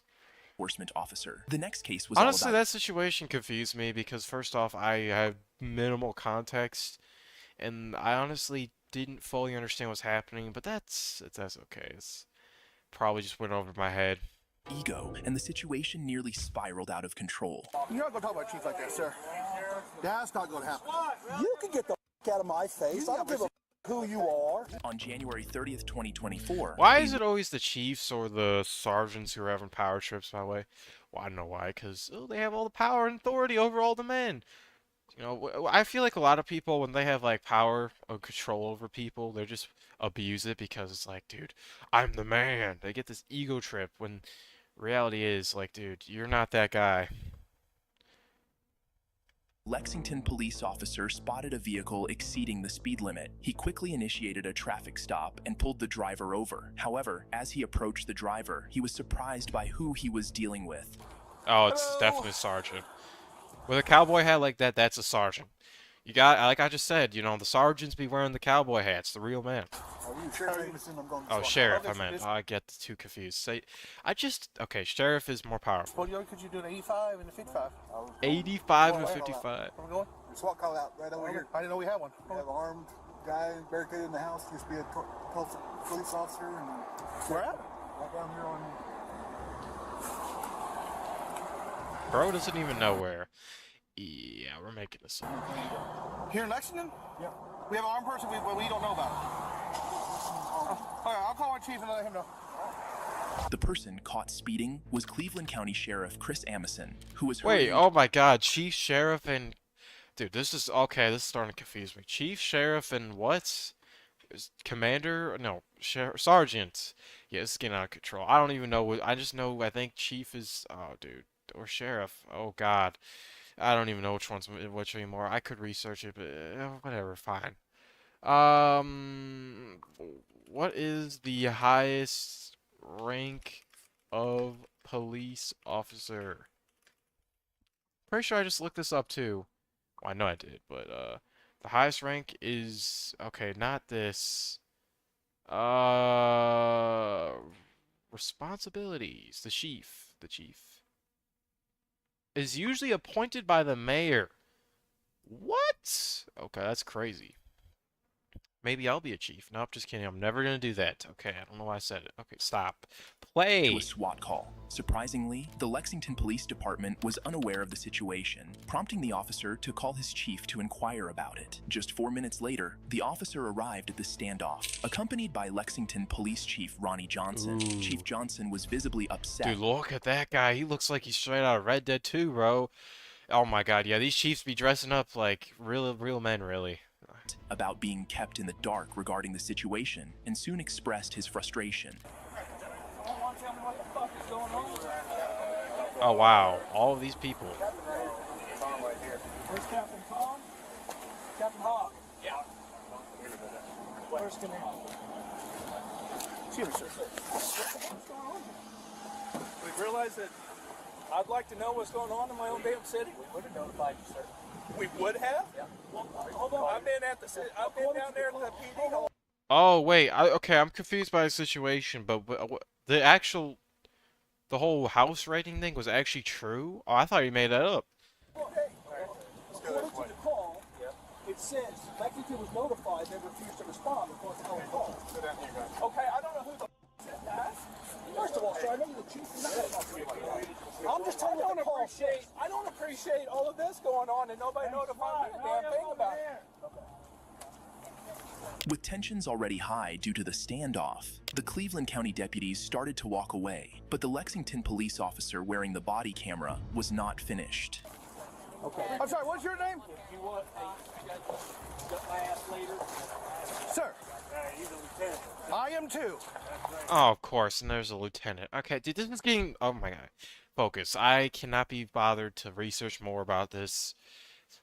There's way too much happening. Imagine, okay, dude, I just realized it said sheriff. Imagine getting pulled over by the sheriff. Oh my God, that would be the worst. That would be the worst case scenario. Oh my God. You're not gonna talk about chief like that, sir. That's not gonna happen. You can get the out of my face. I don't give a who So the you problem is, I don't know who this guy is. Like, I don't know. Is this the guy? Like, what does this have to do with the guy who got pulled over originally? I don't think this is the same guy. Is it? I think it might be. But then why is he randomly, like, dressed up in uniform? You're not gonna talk about chief like that, sir. That's not gonna happen. You can get the out of my face. I don't give a who you are. Okay? This is my county too. Back up, man. Back up. No, you don't. He just said, what the fuck's going on? This is like, gonna be good. according Okay? to the call, You need to stop. Oh, wait, that's the guy. Okay, I'm so lost to what's happening. I honestly have, like, why? Okay. Yeah, I have no idea. Chill out. Back up. Everything's gonna be okay. Imagine You need to attacking your back own up. forces. Like I said in the beginning of this video, by the way, I think that it's justified to attack people and you're like as a police officer attacking your own police officers if they're doing something that's putting other people's lives in danger, or like they're doing something really reckless, like oh they're spraying a gun like recklessly near like civilians. Like okay, that's like needs to be put down. Like hey, maybe a tase to him or something. I don't know, or like pepper spray his face so he can't aim his gun properly. I don't know. Something like that, okay, but like I don't like a lot of these cases. It's just men who are just on power trips who are just like I have power, and they just decide they're gonna abuse their power for no reason. Like I don't know why. Well, I know why, because their egos are unchecked. I get it that you can riled up, dude. Negative. But this right here ain't what we're not gonna be disrespectful. Okay? Sheriff, you need to back up out of my face, sir. You have no authority. You're not gonna tell me what to do, mother. You're not gonna get in my sheriff's face, just like you told me. Get your hands off me, man. Back up, John. Hey, pull him back. No, he He's in just the called sheriff's my face face. and said the same He's shit. getting ready to go to jail. Stop. He's getting ready to go to jail. Stop. Both of you need to back off. This is our operation for Sumter County. Understand? Oh yeah. Perfectly clear. Go 10-8. Perfectly clear. Come on. I have no idea what's happening. I hate to be that guy, but I just... Chief Johnson stepped in to pull his officer back, and Sheriff Amison told them to leave. The situation did not escalate further, but it appears that both agencies have some underlying issues. If you enjoy videos like this, please like, subscribe, and watch this one. Okay. What is this? How family night turned out to a complete disaster. I gotta watch more Code Blue Cam, bro. That guy's dude, classic videos, bro. Anyways, enough. Yeah, I'm not gonna lie. This video started getting confusing like halfway through. Just I feel stupid and I feel bad because now I know I'm gonna get a bunch of hate comments. The problem is like okay, here's the reality. It's like when people watch my reactions when I post them on YouTube, it's like, dude, well, this is already on YouTube, but beyond the point, though, if it gets like views, which is like a 50-50 chance if it gets views, a lot of views, but if it does, it's like, especially with cop videos, people either like hate them or they absolutely love them, and usually, most times, they hate them, and I get tons of hate comments. And I guarantee this video will get a ton of hate comments because people will be like, oh my god, you have no clue what's happening. And you said stuff that is not what's happening. Pay attention. And my response to that is, bro, like, this video, it doesn't make sense. What the? Oh, that's my live stream. Oh my god, so I'm getting distracted. Okay. I don't know. I feel bad for not understanding because, you know, I feel like I should, but I don't know. It's just maybe I'm not focused enough. I don't know.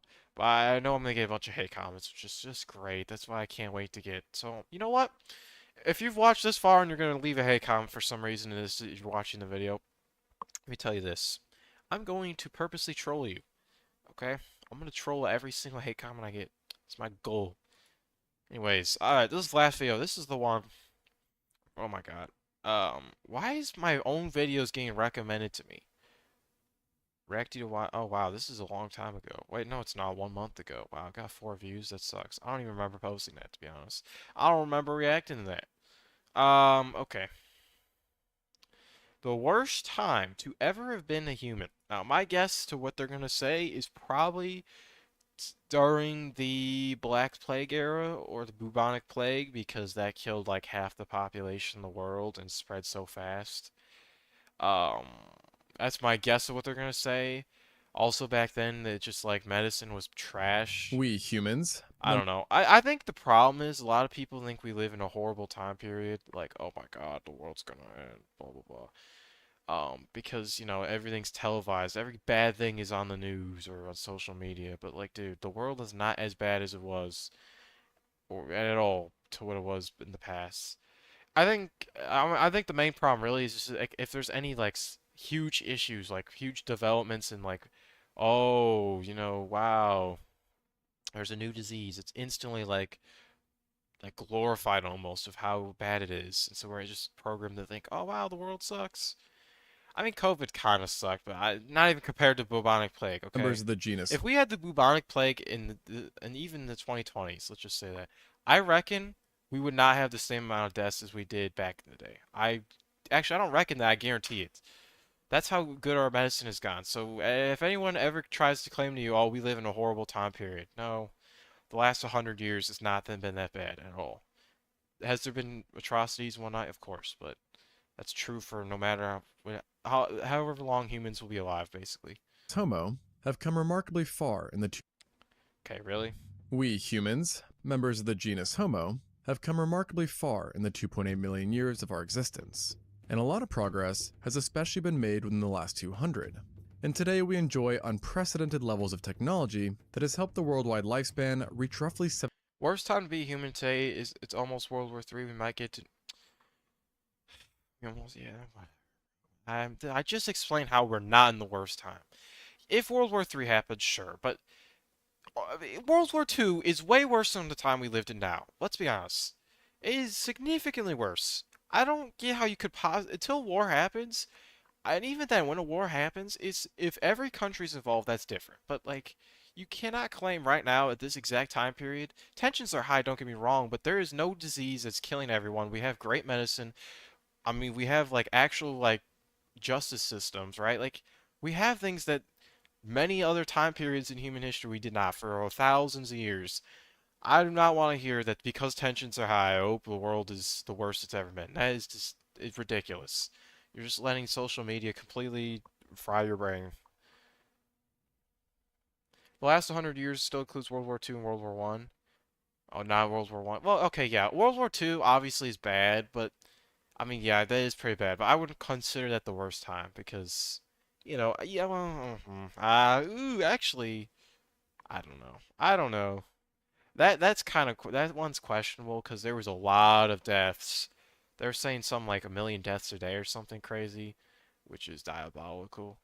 I mean, there was a lot of deaths plus a lot of just like encampments. Like even the United States, which is supposed to be like the great freedom country, had problems with like the Japanese encampments. So it's like, dude, yeah. Well, I mean, if the United States was having encampments, bro, I think it's pretty bad for in general for all other countries. I'm not saying the United States is perfect, by the way. I'm just saying like there's supposed to be one with freedom, right? Like, you know, I'm just saying, you know, I don't want to get into all the politics with that.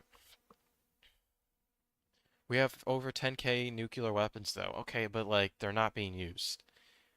The whole nuclear weapon thing is like, dude, like yeah, we have nuclear weapons but people like you have to realize no one's actually going to use them. Like they're just threats.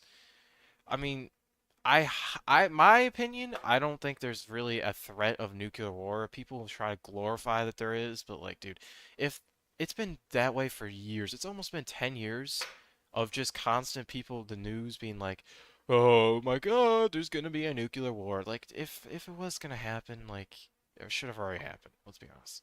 I don't know.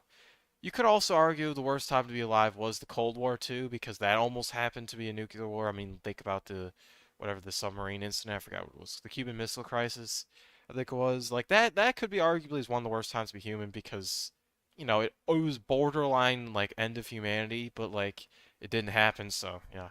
I don't know. We weren't under constant threat of extinction by folly of a single disagreement. I mean, I guess that's true. I don't know. But we also, like, okay, I need to play the video, okay? My point is, basically, it's like, yes, is there like things that can end the world? Yes. But like as of right now, it's like the average human has a better expectancy on life, a better life than any human like 200 years ago, or even let's just say 300 years ago. It's just not even comparable. You don't have to go find your own water. You don't have to find your own food. I mean, some countries you do, but most humans do not have to do that unless you're like absolutely broke in a like first world country, right? Like I don't know. It's just the point is most humans nowadays don't have the problems we did 200, 300 years ago at all. That's my point. You don't have diseases. I still think bubonic plague is the worst time to be alive. 73 years at birth. However, the journey to get here has not been an easy one, and we've had to endure many hardships, Okay, what is this sometimes caused footage? by our own doing. And this is reflected by the shockingly low lifespans seen across time. For example, Can I read that again? and this is reflected by the 1750. Wow. Wow, wow, wow. Less than, oh my God, 25 years in the, what is that, like 17, let's look. It's like 1725. What happened in 1725? Don't know. Probably some massive plague. Yeah, so then it started rising in the 1850s and it dropped down due to the Spanish flu. Ooh, Spanish flu. Right. And now we're at 80.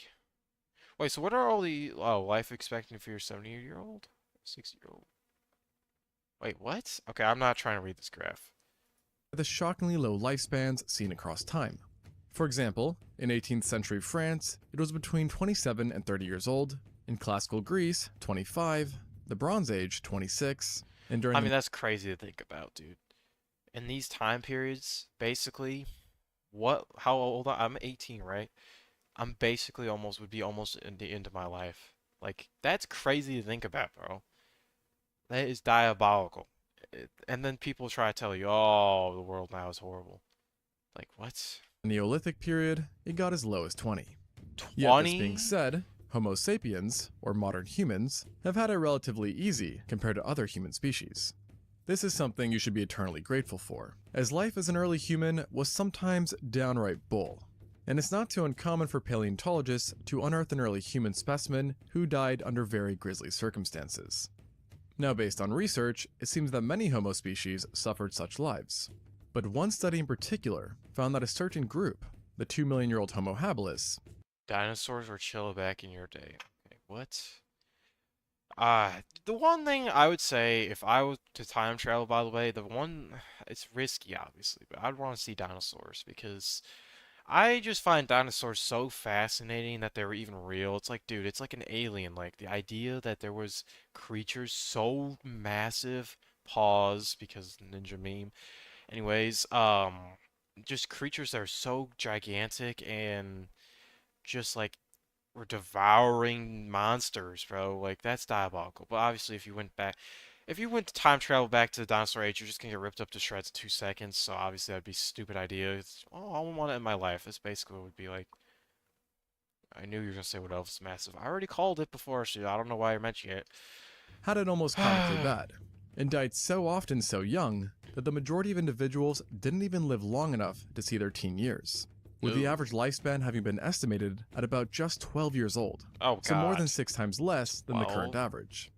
And what's crazy is that chances are that it was even lower, Oh as the god. study looked at 26 random specimens and noted a lack of neonate and infantile individuals, heavily suggesting that the mortality rate was in reality much higher, and thus the life expectancy even lower than 12 years old.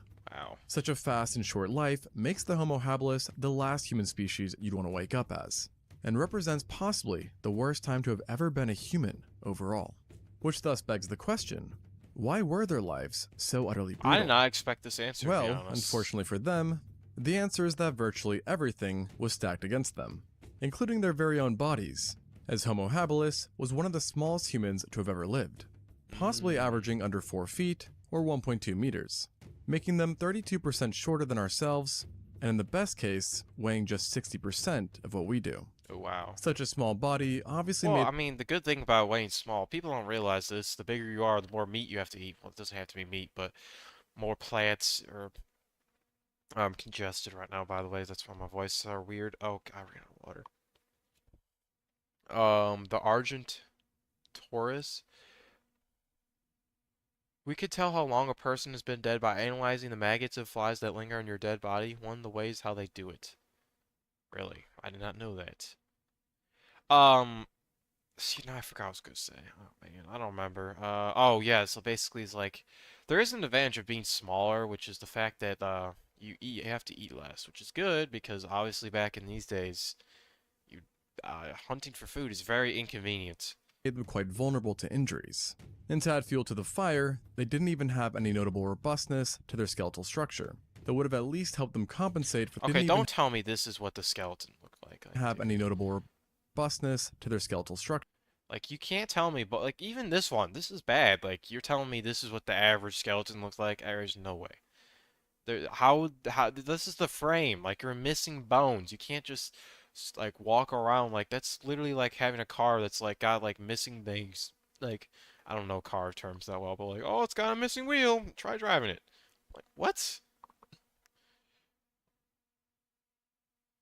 Don't you love when you're sick and you lost your sense of taste when eating a very good dish? Not really ever happened to me. I don't think I've ever lost my sense of taste. Ever. I've gotten close with COVID when I did get it, but that was like, even then I still could taste things. That would have at least helped them compensate for their lack of size. And it's likely that they experienced at least one serious fall throughout their life because they were partially arboreal, meaning they spent a good chunk of their lives in trees. Oh wow. And given that chimps often experience at least one major fall throughout their lives, the same can reasonably be said for Homo habilis, especially since they weren't as well adapted for climbing. Oh my god, dude. Okay, so you know how they always say like the thing where it's like the jerk reaction or whatever, where supposedly humans when they're sleeping, they have like this instinct where like they move their body really fast because they think they're falling out of trees. Or something. I've always been told about this, and I was like, that's stupid. I've never experienced it. Well, I experienced a form of that actually last night. And I just want to say this because I'm like, dude, wait, whoa, whoa, whoa. This actually happened to me. This is shocking. Like last night, I was just going to sleep, and I had a dream where I was like, oh, I'm walking off a cliff, and then we're not walking off a cliff. I was walking down some steps, like rocks. And I put my foot down on the next rock, and I was like, there was no ground when I tried to put my foot down, so my like body like jerked all over. My foot started jerking all over the place trying to find the ground. I was like, what is happening? Now, that's not the same case, but it's like, ooh, wait. Maybe. Just maybe this actually is real. People say that to act special. What? I don't know about compared that. to chimpanzees. Although, relative to other humans, they were more ape-like overall, a result of them having been one of the first of our kind to enter the scene, with an existence that spanned from 2.3 to 1.65 million years ago. Oh my god. Some of these ape-like features included longer limbs and slightly apish extremities that allow them to better grip while climbing and swing from branch to branch. Now, possessing the ability to climb with ease is of course very useful, especially when surrounded by predators, and in most cases it lets animals easily avoid danger, therefore prolonging their life. However, in the case of the habilis, the benefits of this ability were largely negated, as it was paired with the worst possible diet, carnivorism. Now, you'd think that a human living on a plant would be strictly vegetarian, but the habilis actually exhibited one of the higher levels of meat eating seen in humans, reflected by their very large incisors that helped them cut through meat, and their proportionally giant mandibles that were thicker than those of any living ape or human, which allowed them to generate more torsion and stress while biting, and thus helping to rip meat off of a body. This being said, they did also eat a lot of fruit and vegetables, but their meat-rich diet ultimately forced them to leave the safety of trees routinely, a problem exacerbated by their fondness for fish, which brought them close to water, and thus the dangers within. And it wasn't just meat that was the problem, but also how they got it, as for some reason, Homo habilis decided to— You know what's crazy? I know it's gonna sound so weird, but the dodo was alive back then. Okay, as an Ark fan, someone who plays a lot of Ark Survival Evolved, right? The dodo, knowing that the dodo was like alive until like the late 1700s, makes me depressed because like, dude, like we literally just extinct a dodo. Like, you know how cool it would be to have a dodo in real life? Like, oh my god, please. Like, I would love to see a dodo in person. That would be the greatest accomplishment a man could have. Like, God. What made us sick from eating raw meat? I'm not really sure. I don't know, like, that's what I'm confused about. How do other animals just eat raw meat and be perfectly fine? I'm assuming it's probably something with, like, the way their, whatever it's called, the, gut reacts. I just haven't call it the gut. I don't know what to actually call it. I forgot for some reason. Not the liver, the, oh my God, what is happening? The stomach, I guess, but that's wrong. What is it called? Oh my God, I'm gonna feel like an idiot. Do I dare search it up? I don't know. Do I dare do such a stupid thing? I don't know. Specialize in scavenging, of all things. Which is almost funny considering their small size, lack of large muscles, and limited technology that consisted of simple stone tools. In other words, they did not have much to help them secure kills. And one group of paleontologists found that at best, they would only be able to reliably defend carcasses from jackals and cheetahs. This meant basically nothing though, as Homo habilis, who lived in East and South Africa, was surrounded by not one, but multiple large carnivores that would frequently show up to contest carrion. And Bro, to make yeah, matters Africa's worse, like, these same dude, predators Africa's the king of danger, bro. Just all those, like, actually Australia's worse, but my rifle opinion, I know that, like, there's not really cheetah. Well, I actually don't know. I can't say, but, like, dude, Africa, like the savannah, yeah, I'm not going there ever. There's no way. Too dangerous. At the same time, Australia, I mean, you got all these poisonous things that are all over the place. I don't know why Australia is, like, I feel like the worst place to live in the world is Australia. You're on an island, basically, just full of just everything that's, like, alien-like, and just, like, what is this? All these poisonous things. You got kangaroos that can box. I don't get why you'd ever want to live there. What about Russia? It's cold all there. Oh, I can't read. It's cold, or Antarctica. I mean, yeah, but like the cold, it's like, yeah, you can live with the cold. I mean, yeah, is it really brutal to deal with the cold? Of course, but we've managed to survive like really harsh cold. Antarctica, that's different, but you know, Russia, I get that there's obviously parts of Russia that are severe coldness, but you know, there's livable parts, right? Australia, obviously it's livable, but dude, like, nope, nope, nope. I watched a video of this guy just walking on the beach, and he said, "Oh, well, no one goes to this beach because guess what? The ground is full of crabs that sting you, and then you die." I'm like, what? Or I don't know if it was crabs, but it was something that was in the sand that buries himself in the sand, and then basically they sting you and you die. And so basically, like, oh wow, look at this beach. Why is there no one here? Oh, because you can die. Like, what? Like, imagine being a tourist, you're just like, oh, well, hey, looks like a great beach to go to, and you just die because you stepped on something in the ground. Like, that's just disturbing. Like, oh, nope, nope, nope. And then you got the black widow spiders, which I know are not only in Australia, but still. Just a lot of things. Field days, what does that mean? also routinely preyed on the habilis themselves, as these early humans were, for lack of a better term, easy pickings. And so, if you are a Homo habilis, you can be sure that on the daily, you live under the constant threat of being picked off by a very diverse range of different carnivores, that, mind you, each had their own unique terrible way to dispatch you. So I guess at least there's some variety. For now, direct evidence of interactions between predators and habilis are quite rare. But when looking at time and general vicinity, over 30 potential predators have been identified, with large cats in particular having had a profound impact on destroying their lifespans. Oh god. One of the most prevalent ones. Oh, hippos! Oh wow, hippos are disturbing. Yeah, hippos. God. I mean, yeah. I don't know. I feel like I'm just so happy I don't have to do none of this like hunting stuff. Cause dude, I think the problem is we live in a time period where we're just like live in luxury. We could just live like indoors and be fine. Not much can really change your life. Like, if you're indoors, you're basically safe, right? From everything outside. Which, the problem with that is for someone like me who's indoors often, right? Like, you know, it's just like, I'm not accustomed to nature. So for me, it's like nature scares me. So the idea of like, seeing a bee is like, oh, yep, I'm gone. Like, dude, I just can't imagine being in a time period where I'd have to go out and hunt like things. Like the idea of seeing a coyote, even though I know they're scared of me, is like, nope, I'm gone. I'm leaving. I'm running away. I don't know. Who can win, a hippo or a rhino? Probably a hippo, considering they have like, I believe one of the strongest bite forces or something like that. Around would have been the Meganterion, a jaguar-sized saber-toothed cat that lived throughout Africa for the entire span of the habilis' existence. And despite being jaguar-shaped, it was more heavily built, and alarmingly had lower limbs that were actually Oh, lion-sized. These limbs possessed giant paws at the ends of them where razor-sharp recurved claws sat, just waiting to dig into the flesh of any unsuspecting Homo habilis. Once pinned, the habilis would then get to experience an array of sharp and serrated teeth, including 2 enlarged canines that would sink into their throat, severing major arteries and nerves, Oh god. and fortunately leading to unconsciousness within seconds.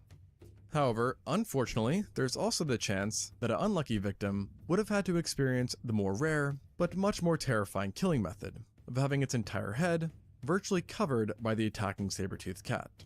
And miraculously, this actually happened to a known human specimen, who had puncture marks. Whoa. Look at that. It's eating. Oh god, no way.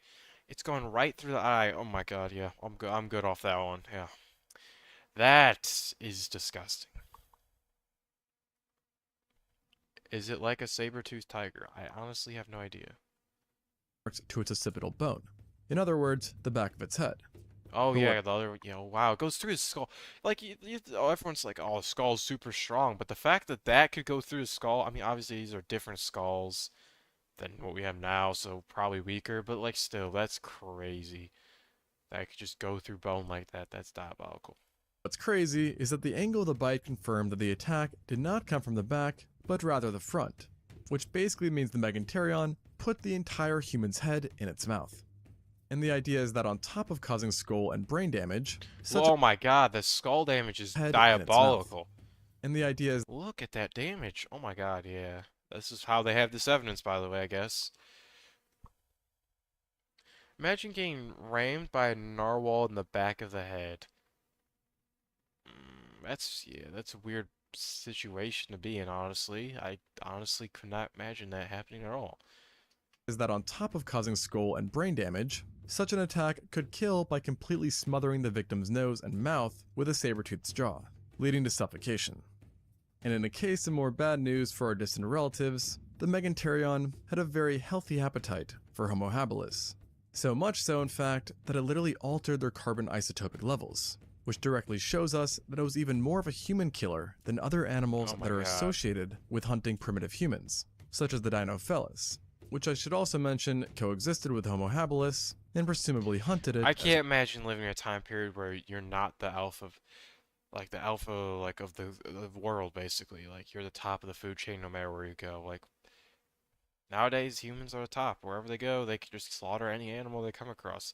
Even polar bears. Like, yeah, polar bears are deadly and they probably will kill you, but, like, you still could potentially slaughter them. They're not really a threat.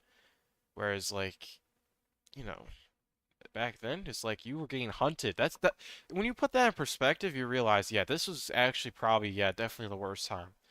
Because most human history, it's like, yeah, we were never had a problem with being, like, hunted. as well. And to add fuel to the fire, there You was should see the helicorpion. Its mouth can move like a saw. also Homo therius, Let me see this. I can't spell, but well, I don't know how to spell apparently. Let me just. Can I? Okay, I can't even copy and paste the message. You know what? Screw you then. I'm not gonna try. and Machairodus lurking around too, which is very unfortunate, as the latter happen to be one of the largest felids Oh to my have God. ever existed, with some species reaching 405 kilograms or 893 pounds. Oh, jeez. Comparable to both the Smilodon and male polar bears. Oh my god, polar bears. Yep, those are polar bears, bears in general. Yeah, nope, gone. Just bears are scary, bro. If there's like an animal that definitely could still like kill most humans, it's definitely bears or polar bears in general. Like, I just feel like most people would come across a bear, act wrong. I mean, it's true for moose as well, I guess, but moose is like different because they're not aggressive. You could argue bears are not always aggressive either, but they're known for being more aggressive. This size, it's not hard to imagine that even a well-placed paw swipe could take out an individual, especially Wow. since many victims seem to be targeted while young. And avoiding death by Machairodus would have been surprisingly difficult, because despite its great size, the Machairodus was a better jumper than many of the smaller, more agile cats, as its legs were too short to pursue long chases, which indicates that it relied on powerful jumps in order to catch prey. Which is all to say that escape by climbing a tree was pretty much out of the question. Meanwhile, While smaller, the Homotherium still stuck out as a notoriously bad animal for a habilis to get caught by, as its canines and incisors were shortened but broader than what's seen in other saber-toothed cats, transforming them into powerful puncturing weapons that also benefited from crenulations. In other words, irregular serrations that were wavy, creating a one-of-a-kind bite that both sliced and punctured simultaneously. And now, while these cats were definitely a menace to habilis society, they were not the only group notorious for shortening their lives, as another family of predators that loved to hyenas. snack on our ancestors were hyenas. Like the cats, Yeah, there were dude, hyenas are a menace. Like, they're like trolls. Like, that's how I picture them. Just trolls. If the modern day, like human trolls, basically, but in the animal world. I sent you the creature in DMs if you want to check it out. Well, I'm not gonna open my DMs right now because that's weird. also multiple different hyenas that went I don't out want to to show my DMs on stupid stream. That's the reason hominins. why. Oh my God! But Stop there were pausing. two that really stuck out, those being the Chasmoporthides and Pachycrocuta. Now, in typical unlucky habilis fashion, the Pachycrocuta happened to be one of the largest my hyenas God. of all time, with specimens not only averaging the size of a lioness, but also possessing a bone-crushing bite that is likely one of the strongest pound-for-pound bites of any terrestrial mammal. Wow. This unusually powerful bite was also problematic not just because it would absolutely destroy you, but also because the ability to crack bones meant Okay, but dude, look how big that turtle is. That reminds me, dude. Okay, playing Ark Survival Evolved. It's the game that's like got me into dinosaurs very severely. The Carbonemius or whatever it's called, the gigantic turtle. Like, dude. Like, now I need to research. Like, okay. Can I like? Oh my God. Turtle. Could I just like? Okay, yeah. I spelled it so wrong that like this is what shows up, so I'm just not gonna be able to show it. Like, oh yay. Oh yeah, yippee. This is exactly why did auto okay, you know what? It distracted. I'm not dealing with this right now. Like why is it every time I try to research something it's so misspelled that it just like decides to be annoying? The easy access. Megalodon? No, not that. Is that even real? Wait. If that's real, by the way, okay. I know I'm getting distracted, but like, not Megalodon. The turtle. Again, it's being stupid. Turtle from 80 million years ago. Nah. Oh well, okay. This is interesting picture. Yeah, I think this is what I'm talking about, by the way. This is what he's talking about. From Ark, this is definitely not real. There's no way that's real. This is an interesting picture. Look how big that turtle is. Like, that is one big turtle. I'd estimate that's like 3 or 4 feet tall, probably. No, okay, I don't know. If I saw that, I'd be scared. I mean, actually, would I? Because they're slow. I mean, look at this picture, though. What? Ooh, wow. Wow, is this a real turtle? I don't know. Oh, wow. Wow, look how okay, yeah, I'm getting distracted, but like, dude, wow. Hear you out? About what? I don't know what you're saying. Just unpause the video, sir. To bone marrow, and thus it's likely that Pachycrocuta showed up to a lot of carcasses. Not a great thing for our scavenging ancestor. And then when you add in the fact that Pachycrocuta likely hunted in packs, you suddenly have a whole serving and a half. Well, of yeah, both. I mean, that's what the hyenas And are if known caught, for. you'd also have to worry about the fact that in many situations, hyenas will literally eat their prey alive. Oh, which is God. something that I, at least, personally would want to avoid. And this problem would have actually been worse with the Chasmoporthides, a smaller, yet in some ways scarier, kind of hyena. I mean, okay, I'd hope that this is not like a massive squirrel, because if that's a massive squirrel, it's proof that everything back then was massive. I would hope it's just a baby, like a normal-sized squirrel with this thing being like tiny as well. The Archogon was no match with them. They're over 25 feet tall. I have no idea what the Archogon is, bro. Alright, do I dare search it up? Sure. Archelon. The Archelon. Okay. Move over, please. The Archelon. Let's go. Alright, let's see. The largest turtle to ever be documented. Wow. 15 feet from head to tail. Golly dee, dude. That's crazy. It's just like, when you hear about like all these like fossils people find, you're like, there's no way this could be real. 'Cause you can't even pick, like,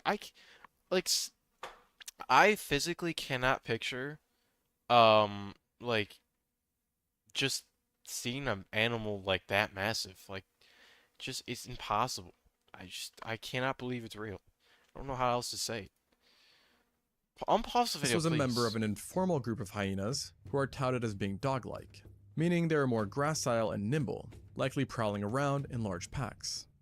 This more fragile size might sound like good news, but it really isn't. As small, but giant packs of dog-like hyenas eating you is definitely vastly more painful Yeah, no than way. getting one and done by a giant one. But the real issue wasn't this aspect of the Chasmoporthides, but rather its limb construction, which reflected adaptations designed for extreme speed, Oh, bearing a God. strong resemblance to the legs seen in cheetahs, and thus leading to it being nicknamed the running or hunting hyena. The major problem with this is that Homo habilis, on the other hand, was not a very good runner, and at best could achieve a certain degree of Bro, they had fur in the like. I'm assuming these guys are in Africa. That's where they lived, because it's where humans originated from. But I don't know, because what do you call these? endurance running. On the other hand, was not a very good runner. The major problem with this is that Homo habilis Homo habilis. I feel like I remember learning about this recently. Habilis. Homo habilis. Where do they originate from? Like originate from. East and South Africa. So they had fur in the East and South Africa portion. Like, dude, they had the blazing sun on them and they're having fur. Like, dude, that's diabolical. Okay, don't click off the video. What's happening? on the other hand, was not a very good runner, and at best could achieve a certain degree of endurance running. And to add to their misery, these hyenas were also hypercarnivores, meaning that over 70% of their calories came from meat alone, Oh, a God. diet they enacted through their razor-sharp teeth that strangely had edges shaped like those of a big cat. But as bad as these guys sound, they were nothing compared to what lurked in the waters of the Homo habilis' environment. Oh yeah, I remember hearing something. I don't know if this is true, but recently I heard of a statistic that like, oh yeah, like alligators and crocodiles, they get bigger over the like the longer they live, the bigger they get basically, and we've basically killed all the old ones, so now that's not really a thing. But back then they were massive, apparently. Stop. Well, how many times have I used the word massive? Like I'm giving ammunition to all these brain rot buffoons. Which is perfectly fine because I guess I have the same problem. I mean, if I'm the one acknowledging that there's an issue because of brain rot, then I also have brain rot apparently. What happened to those hyenas from today? Why did their rank go low? I wanted to keep one as a pet. My guess is that, from what I understand, basically everything it like just started slowly getting smaller and smaller, and it got to the now it's like, you know, if those big of hyenas were around, it's like they wouldn't be able to eat enough to like actually survive. Or it also could be possible just humans just eventually just killed a bunch of them when they were able to learn the abilities to kill them. I don't know if that's true or not. But that's either or. I mean, my main guess is that things just like they ran out of like food to eat. Like they couldn't sustain their diet because they're too big and there wasn't enough food. That's probably the guess. Because, like, the amount of animals this guy names, like, he's going to name crocodiles, specimen mauled by both croc and, okay, I mean, like, dude, he's named, like, multiple animals that are just devastating, like, predators, right? They all compete with each other, right? Like, eventually, some of them are going to start losing, and then it's going to be over. Or maybe all the prey just starts dying. And it goes extinct, and then what? Like, oh, now they're going to start dying out, you know? and crocs. In other words, a nightmare for our ancestors, considering that, as mentioned, they had a fondness for fishing, and not with a fishing rod or spear, but rather with their hands. Oh, ew, God, ew, don't put your hand. That's like, dude, that's like one of my fears, bro, having a fish, like, just touch me when I'm in water that's dirty? Hell no. That's why I hate going in lakes. Like, oh hey, you wanna go tubing in this dirty lake? No. Because what if I touch, like, it's not even about the fact that, like, fishes are not really a threat, but, like, in lakes at least, usually, but, like, it's the idea of, like, there's, like, this dirty water where you can't see the bottom and something touches you. You're like, what is that? And then your mind just, like, races with, like, oh god. At least that's for me. I haven't actually really been touched by a fish, but, like, while I'm in the lake, but, like, I've probably come close. From what I heard, the creatures from the Mariana Trench or other trenches, they never go through evolution, and they're still as massive as a damn horse. I never understood that. Why do people believe that? I don't believe that remotely. Well, I could research that. The reason why I don't believe that, let me just explain this before I research, so maybe I can prove myself wrong. Um, from what I understand, the Mariana Trench has like no life basically down there because the sea pressure is so incredibly heavy that basically anything massive would instantly get. Stop using the word massive. Okay, enough. I'm acknowledging it too much. Okay, anything that like any creatures that is big down there would just instantly get like destroyed from the amount of pressure of water because it's the deepest point obviously in the ocean, so like the pressure is the greatest.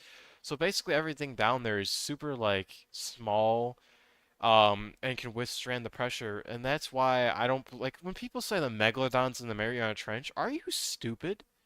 Are you stupid? How could the Megalodon be in the Mariana Trench? Explain to me how that's possible. When the Megalodon lived in shallower waters and was in warm conditions. Like, the other thing is also at the Mariana Trench, it's cold down there, it's pitch black. Like, all these, like, there's no way these massive animals are eating, like, if there was massive animals down there, then, like, where are they eating? Because, like, there's no way there's that many creatures down there. Like, there's no way. Now let me research. How big are the creatures? I mean, we don't really know everything about the Mariana Trench, so obviously who knows, but like, the Mariana Trench.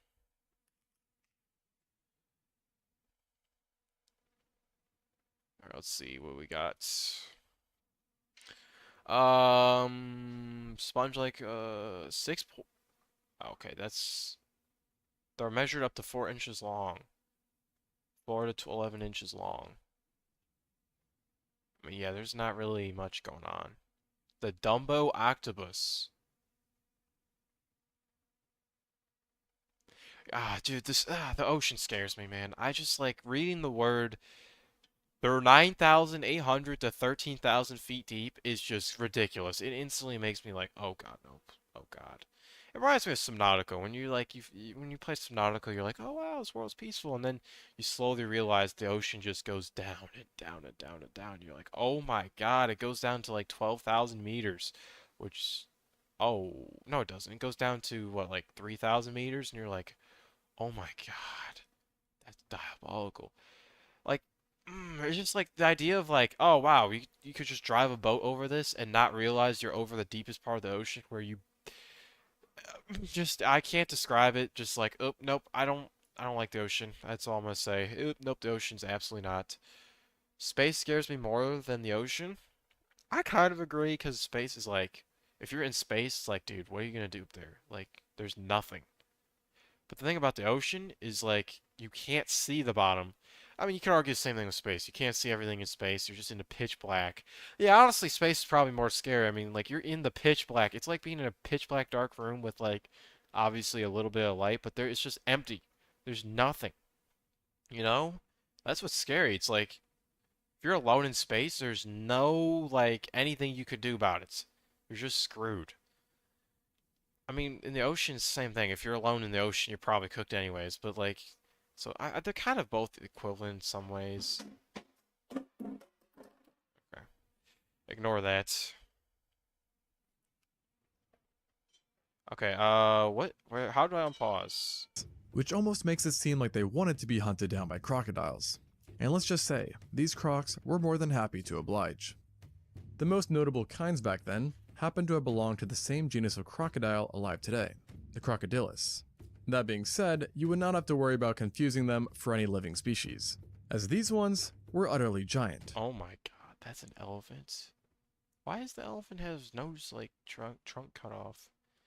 with the two largest. When Chinese astronaut was alone in space in his space shuttle with no passengers, he heard a knock from the other side of the shuttle, even though he's alone. Okay, I'm not. Okay, dude, that's like. Dude, we're going like way too. Like, what's. That's ridiculous. I'm not. No. Almost say that I don't know what that is, but like, dude, he could be hallucinating. I highly doubt there's ghosts or something in space knocking at your window. Like, dude, that's ridiculous. I don't know. By the way, like, oh, this image terrifies me. Like, imagine just drinking water and this beast comes up. Like, oh god. Having No. been the Crocodylus thorbjarnarssoni and the Anthropophagus. Now, you may be wondering about the anthro part of the latter's name, and the reason for it is because this croc loved to eat people, leading to a name which literally means human eater. And of course, Wow. as such, we have direct evidence for its humanly diet. As in one formation alone, 2 juvenile habilises were found with severe damage to their legs and feet that matched the teeth of this crocodile, and thus showcasing how they would seemingly target the legs while springing ambushes, and then proceed to kill them by either drowning them or using a death roll Oh to my god, yeah, the death roll's diabolical. literally rip their limbs off, which apparently happened. I didn't in know both of these crocodiles still do death rolls, by the way. It's crazy. It's like, yeah, no way, no way. 2 cases. In other words, not a pleasant way to go out. And fighting back was not an option, as Anthropophagus was covered in very sturdy armor, and was even larger than your normal saltwater crocodile, with adults reaching a length of 7.5 meters, or 25 feet, and weighing around 1.5 tons. To just put that into perspective, the longest Wow. recorded extant croc, an individual named Lolong, only reached 20 feet or 6 meters, and weighed just 1.1 tons. So as you can imagine, at this gargantuan size, Anthropophagus Wait, let me get. Wow, look how many. Okay, so that's 3 people touching arm, not like hand to hand, and still like doesn't cover the whole thing. Wow. tons. So as you can imagine, at this gargantuan size, Anthropophagus surely The had one killer bite. Deinosuchus? Why does that sound familiar? Deinosuchus. Sounds very familiar. I don't know why. Which along with its human diet, makes it come off as one pretty devilish creature. Which is why it's perfectly fitting that it also possessed 2 prominent ridges or horns above its eyes that made it Horns? not just lethal, but also visually terrifying. However, Gigantic crocodile.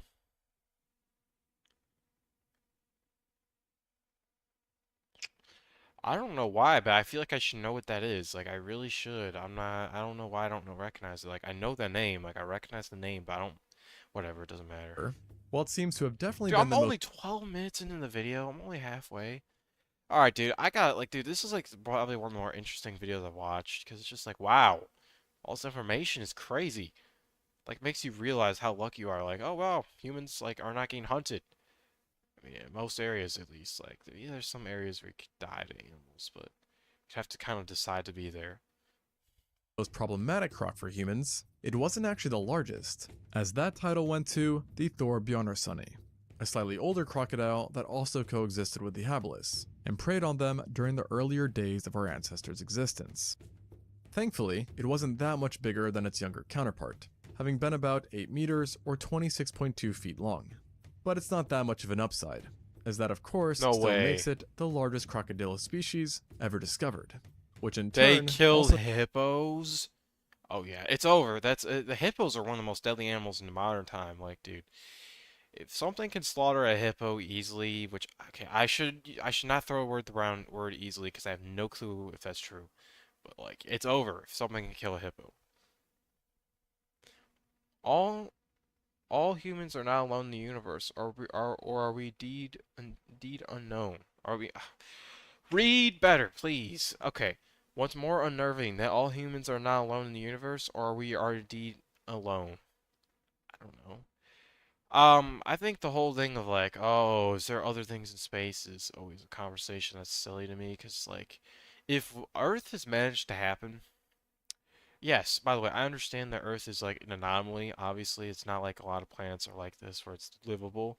But if Earth was able to has happen, there's 100% another planet out there with other lives.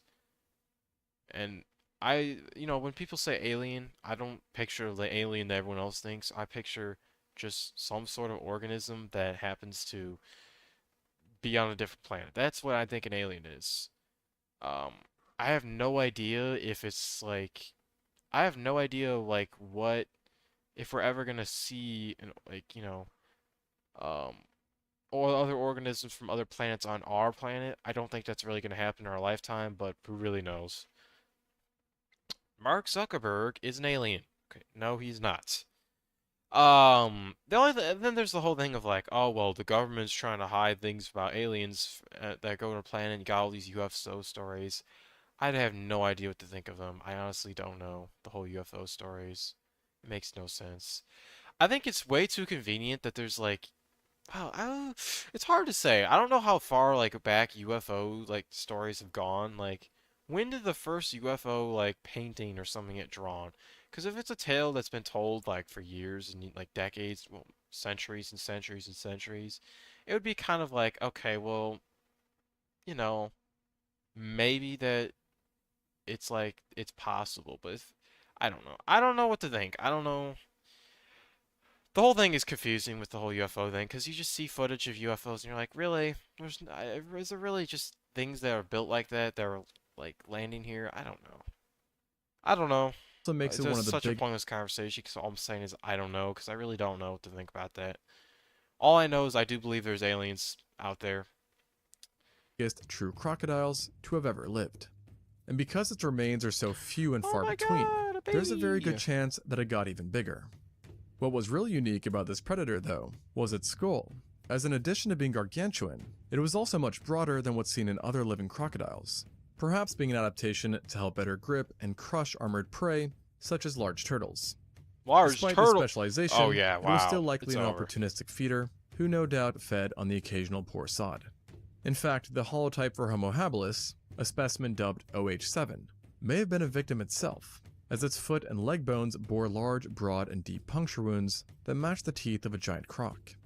And like the other fellows I mentioned earlier, All right, this face, this picture's ridiculous. I don't know, something about that face just is like kind of funny. I have no idea how to describe it. It's just funny. it seems that OH7 lost its limb in this violent attack, and also lost its life. But what's crazy is that things for this specimen were even more unfair than just this, as a certain group of researchers believe that it wasn't just attacked by a croc, but a mammalian carnivore as well. Because while analyzing the upper body, Dude, this is a diabolical photo.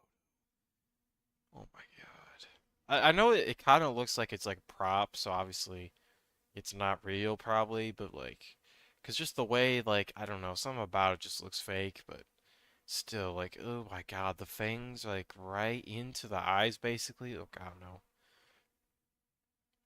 These transitions of animals to animals are clean. I didn't even notice them.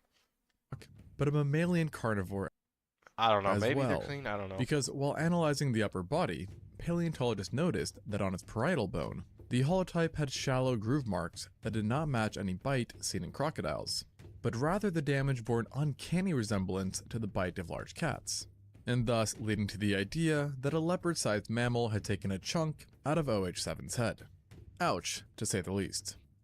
Although, it's not known for certain if this attack had been carried out after the specimen had already died, or if this had been an earlier attack that had managed to survive. While this question remains, it's clear that these guys had many predators to watch out for.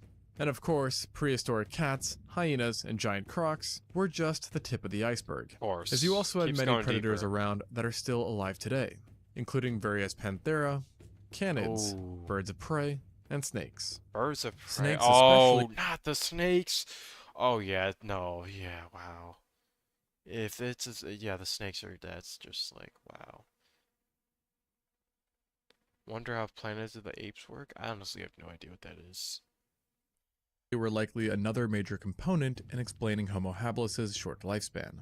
Because despite no direct evidence of attacks being known of, we do know that in general, snakes and hominids have a dicey relationship at best. And to this day, snakes cause tens of thousands Bro, look at that snake. It just looks so like not real. Like, it looks out of this world. Like if this like was an alien, like this is the type of thing I'd picture of like, wow, we went to a different planet and we saw this. And I'm like, yeah, no, that just looks like an alien. Like, it just doesn't look like it belongs in our planet at all. Oh my God. It's a movie. Well, I know that the whole the Planet of the Apes is a movie, but I don't know anything about it. There's a snake called the Titanoboa, and it hunted T-Rexes. All I know about the Titanoboa, it's diabolical how big it is. It was, I'm not saying massive, it was just huge. Of deaths within Africa alone, with venomous snakes being the worst perpetrators. While in uncontacted tribes, attacks by constricting snakes remain the highest source of mortality for Is this like a real snake or is this like fake? And some scientists that looks like it could be from a movie, but constricting snakes remain the highest source if that's a real snake, I'm actually concerned. Mortality for specific groups. And some scientists believe that snakes were so problematic for early man that they essentially created an evolutionary arms race between the two, with enhanced visual detection possibly being an adaptation designed to better help us detect camouflaged snakes.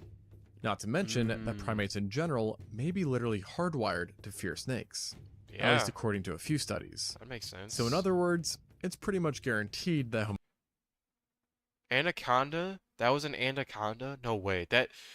Oh god. Oh god. Oh, that's an anaconda? Oh god. Oh my god. I did not know anacondas were that big. Oh my god. Yo, snakes back in the day could shoot venom out of their mouth? That's crazy. Homo I mean, habilis it's kind of like the Dilophosaurus where it shot like spit out of its mouth. are also victims of serpents. Now, the amount of predators that the habilis' diet forced them to confront was no doubt a travesty for them. Yet, it wasn't just predators that ascending the trees brought them into contact with, as many territorial herbivores and omnivores were also found in great numbers, and included a variety of prehistoric rhinos, hippos, giant warthogs, elephantidae, giraffes, and bovids. No way, giraffes. Needless to say, these animals did not kill humans as often as predators. But deaths still happened. And despite being lesser in numbers and diversity, herbivores and omnivores in present-day Africa cause a few thousand deaths per year across the board. And if forcing them to... I'm telling you, Africa is so deadly, like, what the heck? I don't believe, there's just like, now I'm starting to realize, like, the odds of our species even existing is so crazy, because, like, what did our ancestors had to go through with that stuff, like, living in Africa and surviving? Diabolical. The odds were stacked against them.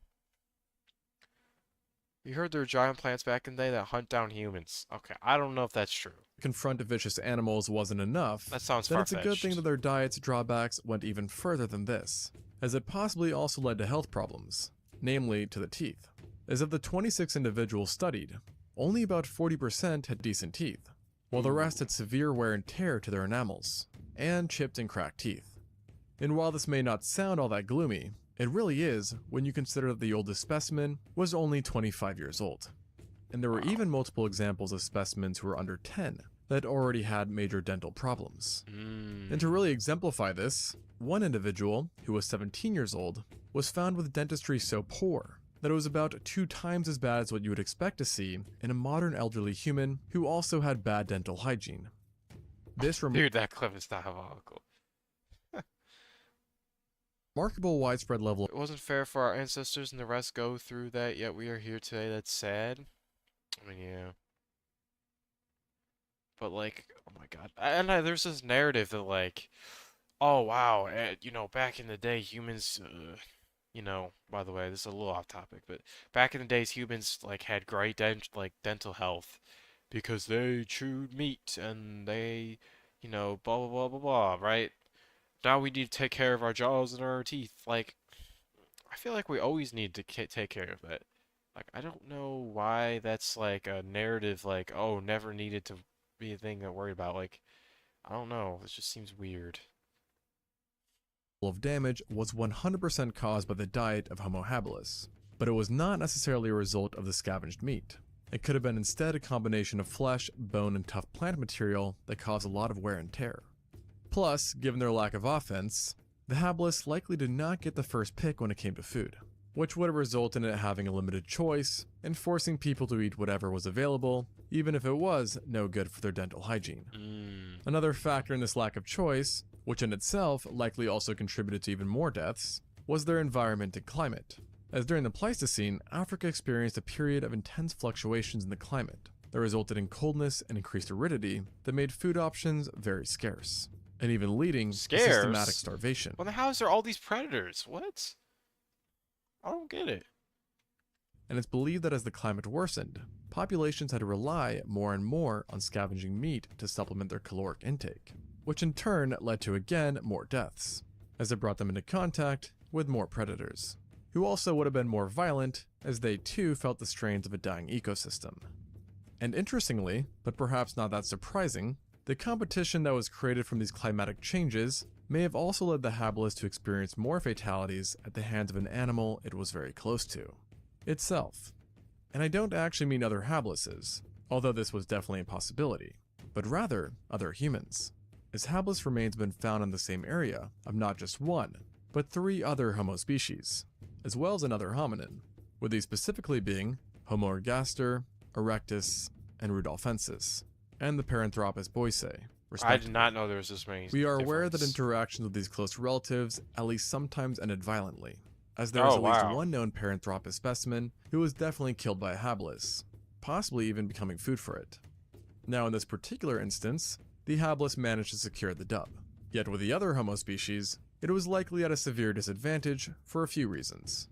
Firstly, it was the smallest Homo species at the time, and the least adapted for a terrestrial life, so any confrontation on the ground would have been the home field for the others. Secondly, the habilis unfortunately had the second smallest brain seen. Wow, actually, wait, wow. It's crazy because Homo sapiens literally almost look like humans, and then all the other ones just don't look like them at all. Like, it's crazy. Not gonna lie, you saw LeBron James. Okay, I don't know where you saw LeBron James, but I'm not even gonna try to find that. I don't know where you saw LeBron James. That's gotta be racist. Seen in any human, with an average brain size of between 500 and 687 centimeters cubed, making it 25% smaller than the next smallest brained Homo species it coexisted with, the ergaster, while the erectus could sometimes have a brain literally double the size. Wow, and look at the sapiens. Yes, okay, that makes sense.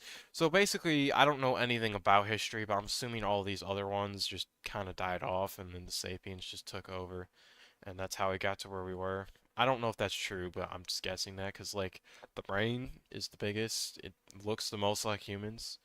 Just would make sense. This large difference likely led to an intelligence gap between the habilis and its competitors, a notion partially reflected by the varying technologies that each species achieved.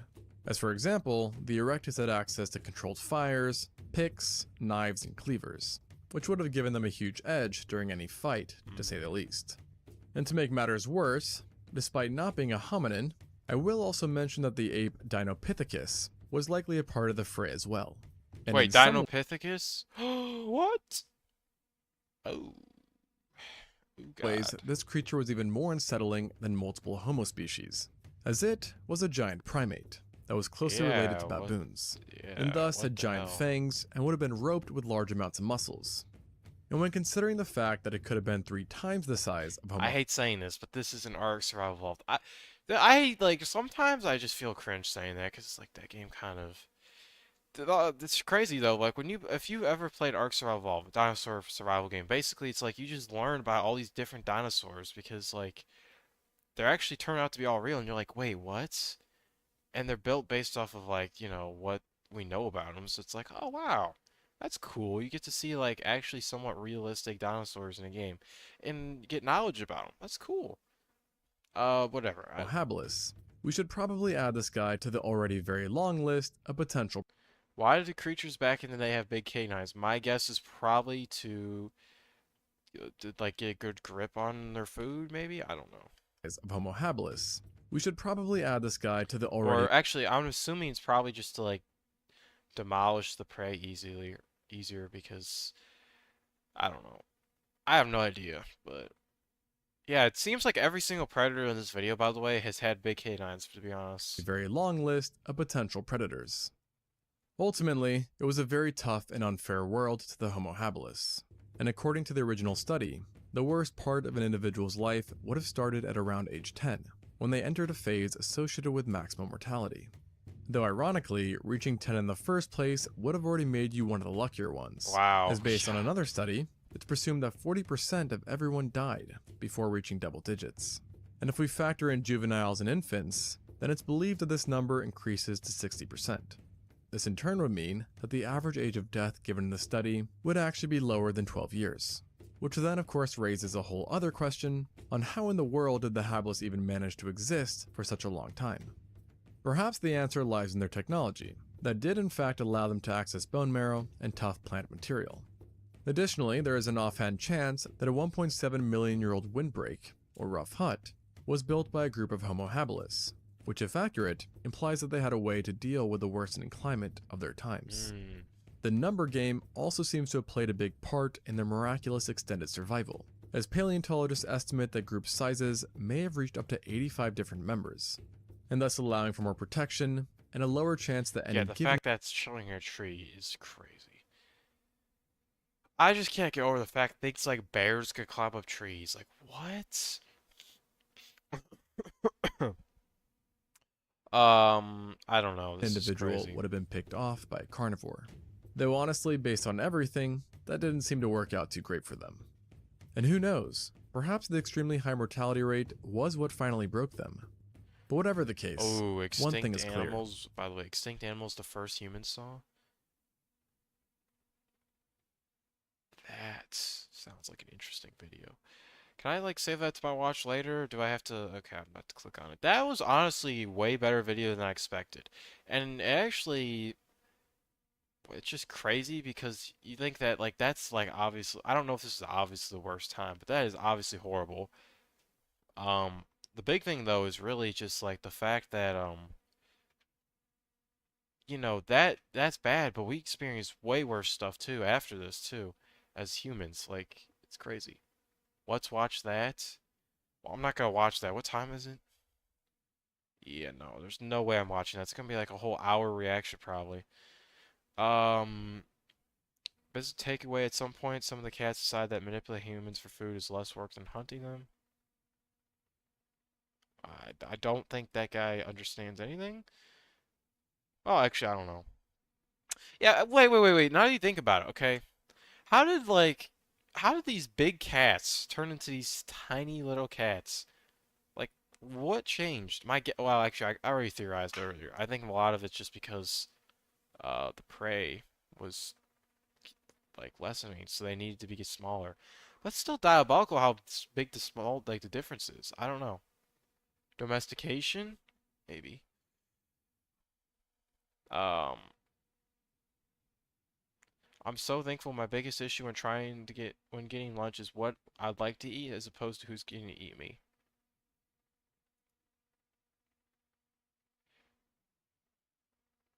Oh my God, yeah.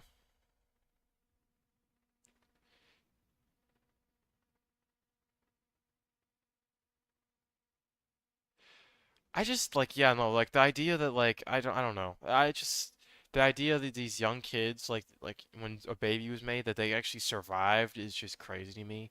I don't know, because where do they live? That's the real question. Where do these Homo apelins or whatever they're called live? Because like if you really think about it, they had to traverse everywhere they're going. They couldn't just stay down in one area and then like having to carry a baby around with you. Oh, that's a nightmare. What a nightmare. I'm telling you. Anyways, that's it for the stream. Hopefully you enjoyed. If you did, make sure to like and subscribe. Thanks for watching.